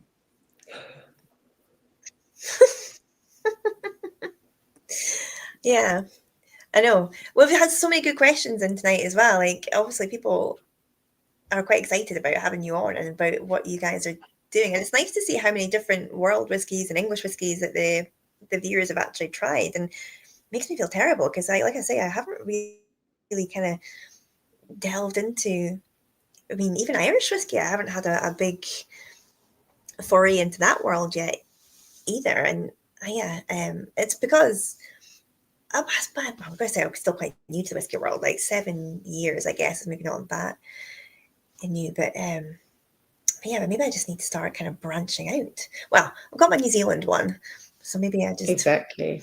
I think, do you know what? On you go. Whiskey shows are great for that, right? You've got so many, we're all lucky. There's so many great whiskey shows where most of us live, or it's not far to be able to travel to go to one. And we all know that within whiskey shows, you can't go in and try everything. You need to have a game plan. What are you going in to try? What are you really excited about? And I just recommend, like, the next time, because it's September, October, November, December, we're going into peak show season, going obviously up into David's show in March.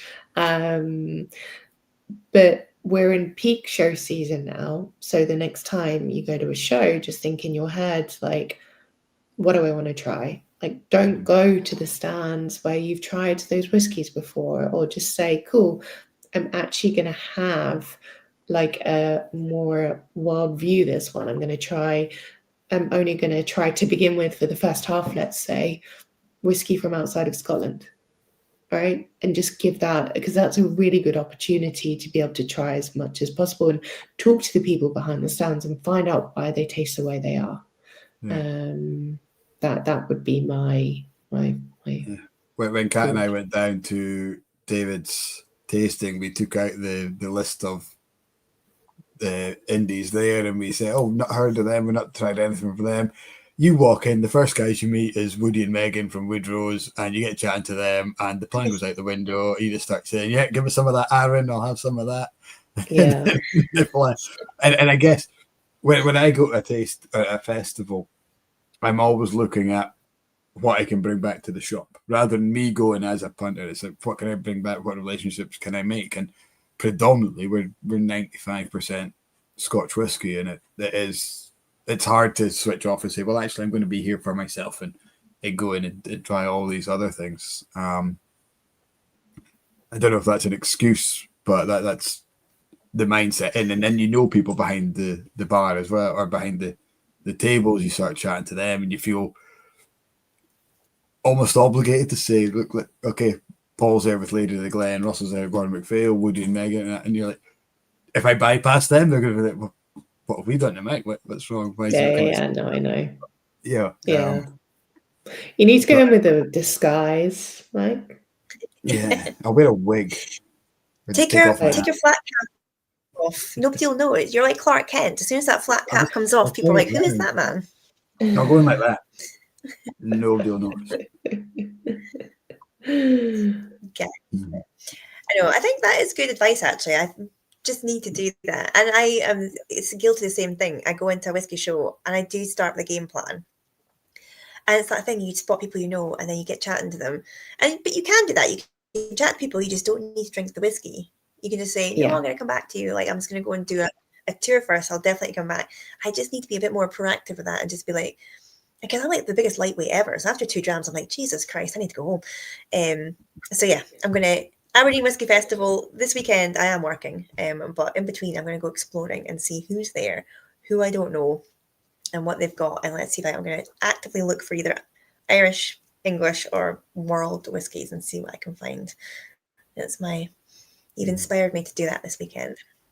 Something I think something that Dave Farquharson should do as well. He's never bought anything outside of Scottish whiskey. Dave, go surprise yourself. 100%. Yeah, Dave I don't think the disclaimer, and I'm old. Like, I don't think it ties into your first point there, Dave.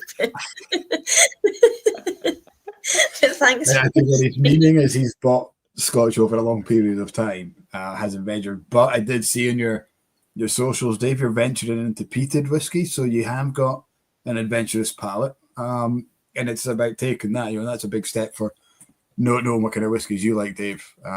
That's a big step. So, it's just another step on the journey is finding other stuff. I think you have. I'm sure you've tried some Little Brown Dog stuff that's from Kiba and some American stuff that they've done. If you haven't bought it, maybe you've certainly tried it. And then there's the Bifrost guys. Love their whiskey. We've had them on as well. I'm trying to think of other world whiskies on. I don't know. We've just only had the Bifrost guy, Aurora. I don't think we've had any other world distilleries on. I guess it's hard to, the time difference is quite difficult. There's a big time difference here in London between where we are and where you are. Yeah.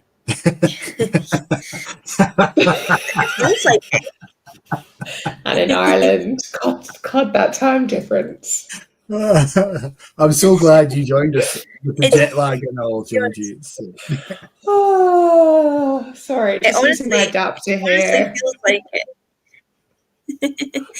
With a delay on it, honestly, it does feel like a Eurovision, to be honest. And I'm waiting for Nil Pois from Belgium.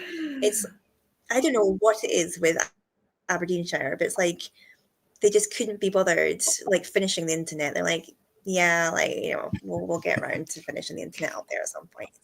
It was the Romans who built the internet, and we kicked them out and put them back before they could finish the job. That'll be what it is. Yeah. Shockingly bad internet up here. Well, yeah, maybe not a time delay in London, but you are very, very far away. I've seen the map. It's quite the drive.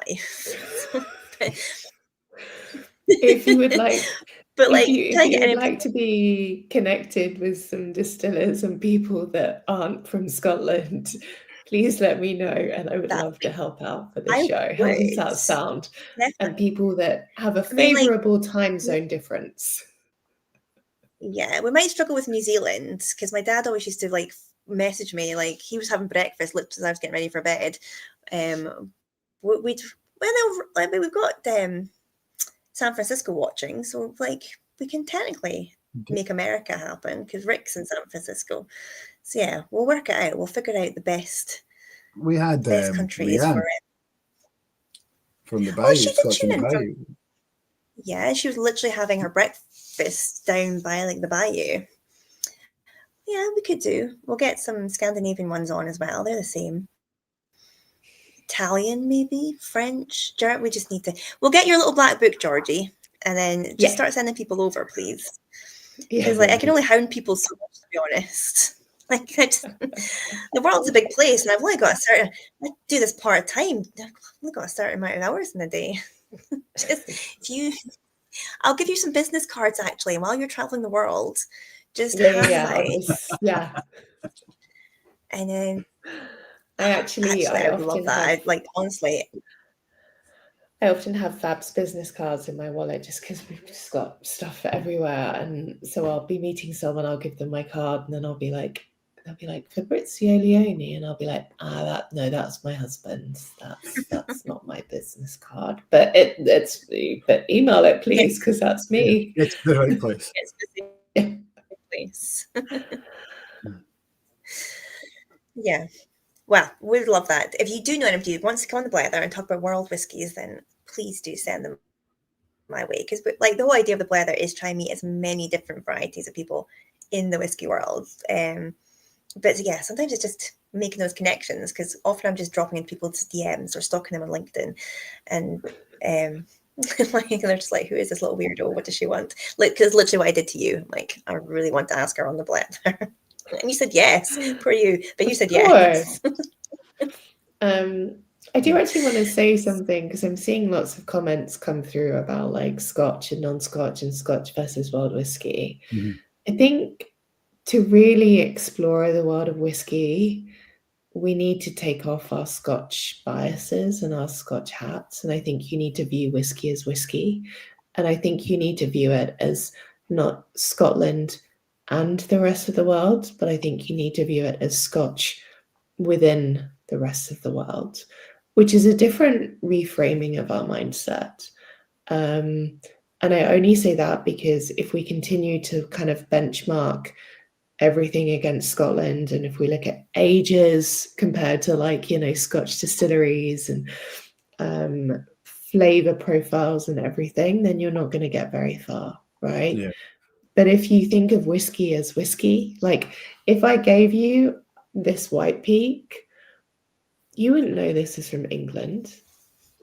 You would taste it and you'd be like, that's a really bloody good whiskey. Yeah. That's this for me tastes like bacon frazzles and cola bottles and strawberries on a barbecue, right? Mm.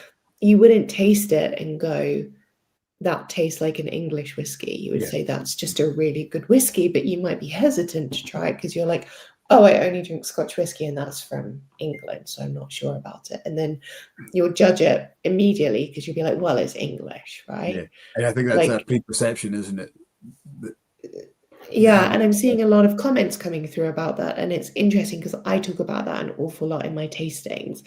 Is take off those biases, take off that hat, and view this whiskey for what it is, rather than what you think it should be, and you can't compare everything to Scotland, because these distilleries around the world, they're not trying to make Scotch, they're trying to make whiskey.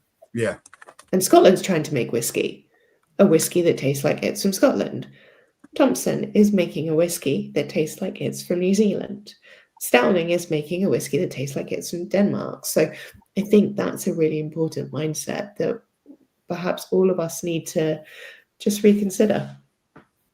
I think we have that kind of definitely idea, within Scotch as well. It's you have these people who, wherever they're from, they'll say, oh, I never drink anything that's not cask strength. I never drink anything that's not that's younger than 12 years old.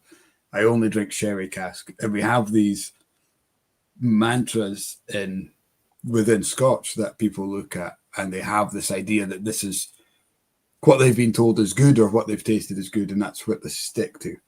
And all we say to them is, you're missing out on so much good whiskey 100%. With that mindset. And I guess what you're saying there, and I completely agree, is that we just need to expand that and say, look, why only drink Scotch? You're missing out on so many great whiskies. And I get people that kind of patriotic, and they think that we have to stick.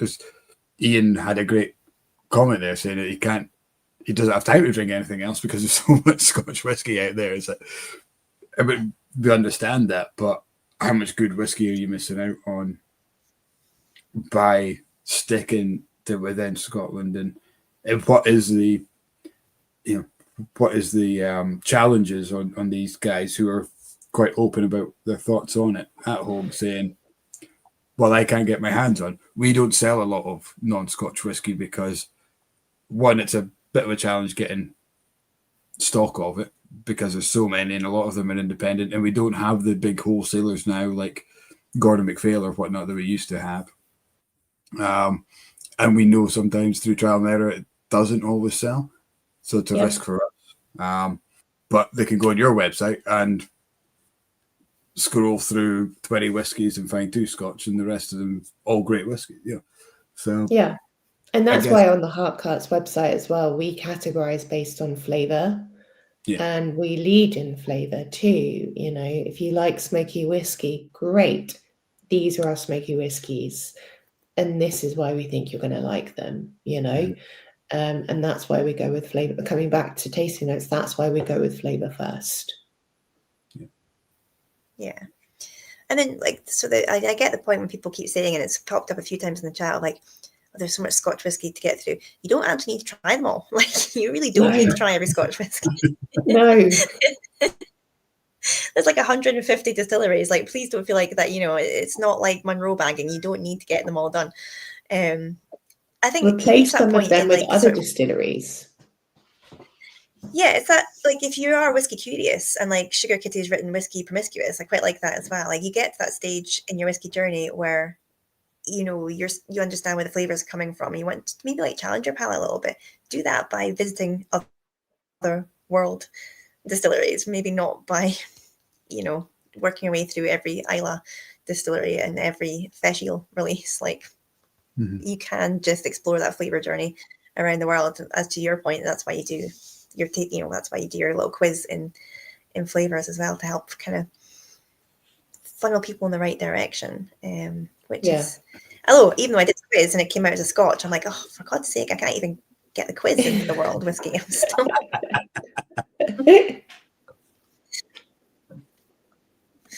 I did the quiz and I was an English whiskey, and I think it was largely due to my fact that I am a bit of a sherry whiskey tart. That was I've lost my tab now. Fielden. Oh my God, that's such a nice whiskey. It's like a liquid crunchy bar in a bottle. It's phenomenal. That number 16 Fielden is... So that, along with the Nicotine, is the only time we've ever had someone coming to us saying, I've got the cask. One cask. That Fielden is a 100% rye whiskey that was initially matured in New American oak, and then it was finished for 2 years and 4 months in a 45-year-old ex-Solera Oloroso sherry cask from a bodega in San Luca de Barrameda, the very coastal tip of the Sherry Triangle. And it's in San Luca de Barrameda where the Atlantic winds blow through the bodega windows, where all the sherry has that more sort of like salinity sort of character to it, like Manzanilla. I love Manzanilla. That comes from San Luca. And the most amazing thing about that Fielden bottling is that it's just got layers of flavor. It just tastes like a boozy Oloroso. You have like layers of spice that's coming through from the rye. You have like caramelized nut from the Oloroso. But then you have this minerality, like you actually have minerality in a whiskey, which is so rare to come by. It's not a sherry cask like a Dalmore or a Macallan. I'm not just talking about like stewed fruits. That is not that. That whiskey, it tastes like salted caramel and banana chips and toasted walnuts and like salty, delicious. It's just incredible.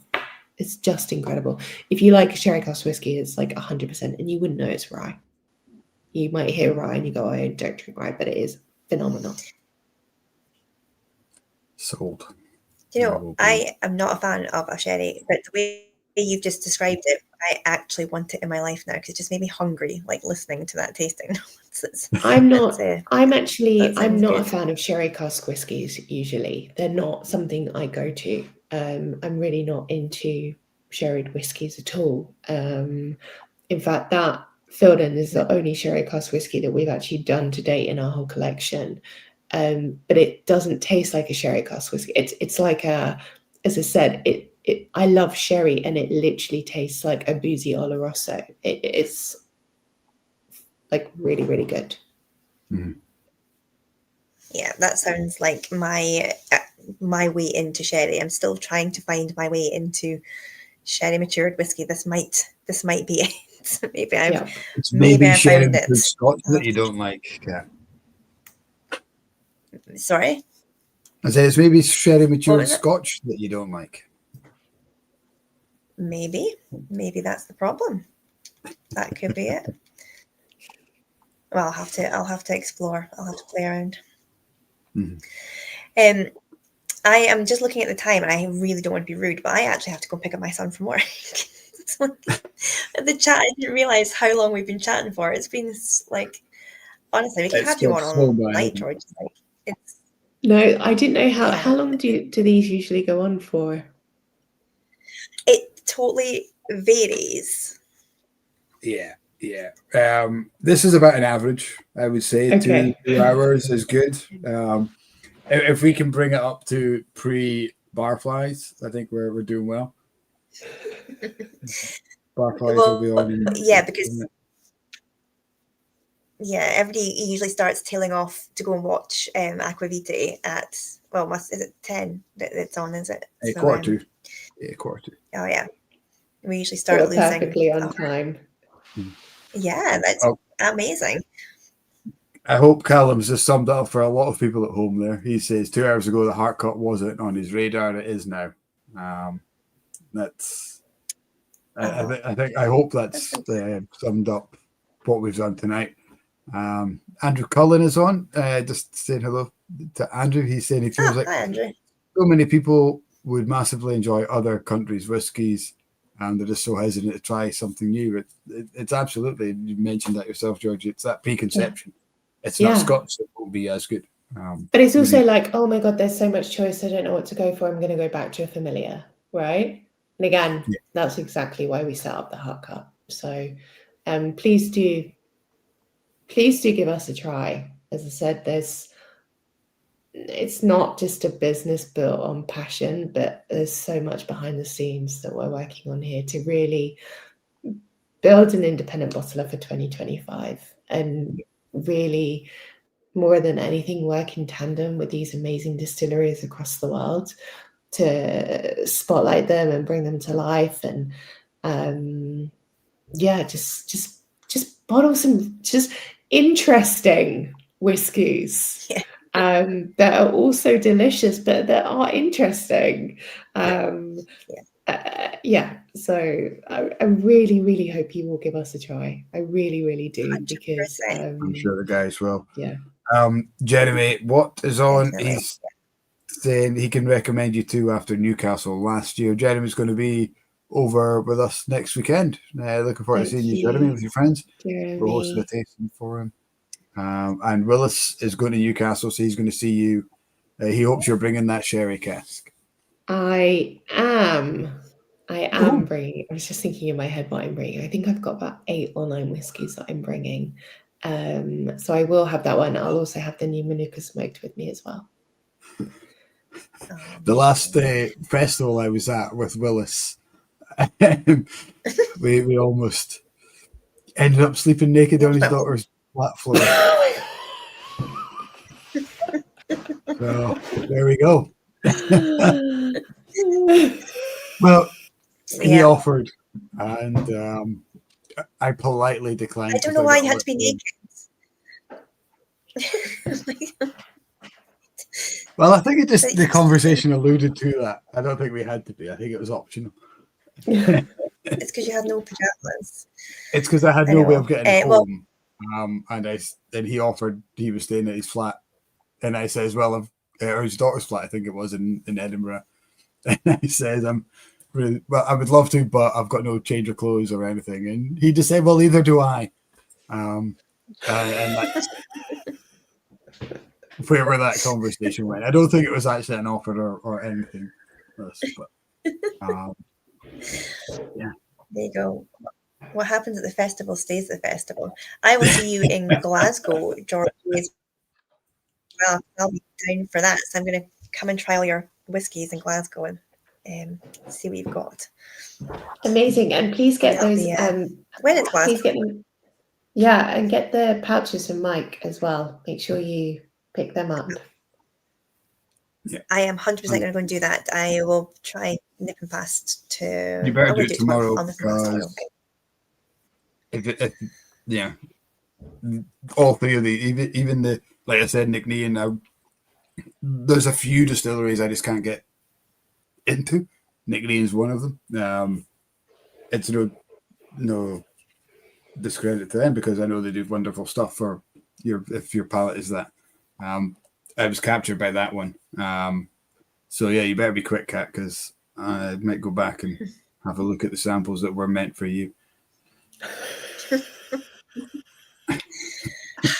Well, yeah. It's a cutthroat world out there, Georgie. You have to. Honestly, I'll be over for them tomorrow. You better be there, mister. But Georgie, thank you so much. You are welcome on. You're now a friend of the Blether. You're one of the Bletherin. So please come back on and keep showing us what you're doing and sharing your story and showing us all your amazing whiskies that you're releasing. Yeah, if you haven't been onto Georgie's website, go and have a look, do her quiz, follow them on their socials. You're pretty active on your socials as well. So get behind the heart cut. 100%. Thank you. Thank you. I had so much Thanks fun, for having Georgie. me. It's been an absolute pleasure. Thanks for coming on, giving up your time. I know it's very precious to you, but going by the feedback from the guys at home, it looks like they've had a wonderful time, and they're all thanking you as well. So hopefully they'll give a follow. It's at the Heart Cut, I think, isn't it, on Instagram? Mm-hmm. And then we're just theheartcut.com online. As I said, we do shipping across the UK and across 6 more European markets. And if you sign up to our newsletter, which, as you said, Kat, you're a part of, we don't send them out too regularly. I don't have time to do it too regularly, but we talk about in our newsletter like what else we're drinking, what beers we're pairing, where we're drinking, distillery that we've got a crush on that week. So it's all about like whiskey. It's not just the Heart Cut. But if you sign up for that, you get free shipping. So give that a go. Sort that. Perfect. I'm going to go and do some shopping later and see what I want to use my free shipping on. That'll be something non-Scottish. Yeah. Thank you so much, guys. We will see you very, very soon. Callum, I am going to pour just for you as my good night dram. A wee bit in Scotia, seeing as you're asking. And I know I'll just raise a wee glass to Callum because it's a year ago since Callum's wife's Kate's funeral. So I'll raise this wee Glen Scotia to you and say to you, I was thinking about you this morning when I saw that was a year to the date. So thank you for joining us and thinking of you, mate. Cheers. Cheers. Thank you, everyone. We won't be back next week. We're having a slight pause next week just because I've got a function and Mike's got the stork visiting. So Mike will be very busy up to his armpits in nappies and all sorts. But we'll be back the week after that. So keep a look at our socials, guys, and we'll. Yes. I'm going to say goodnight because I really better go and get my child because I was late taking him to work, so I better not be late picking him up. He will disown me. He's old enough to drive now. Thank you very much. I know, I need to get him lessons. But yeah, thanks very much, everyone. We'll see you soon. Good night, guys. I'm ready. Bye.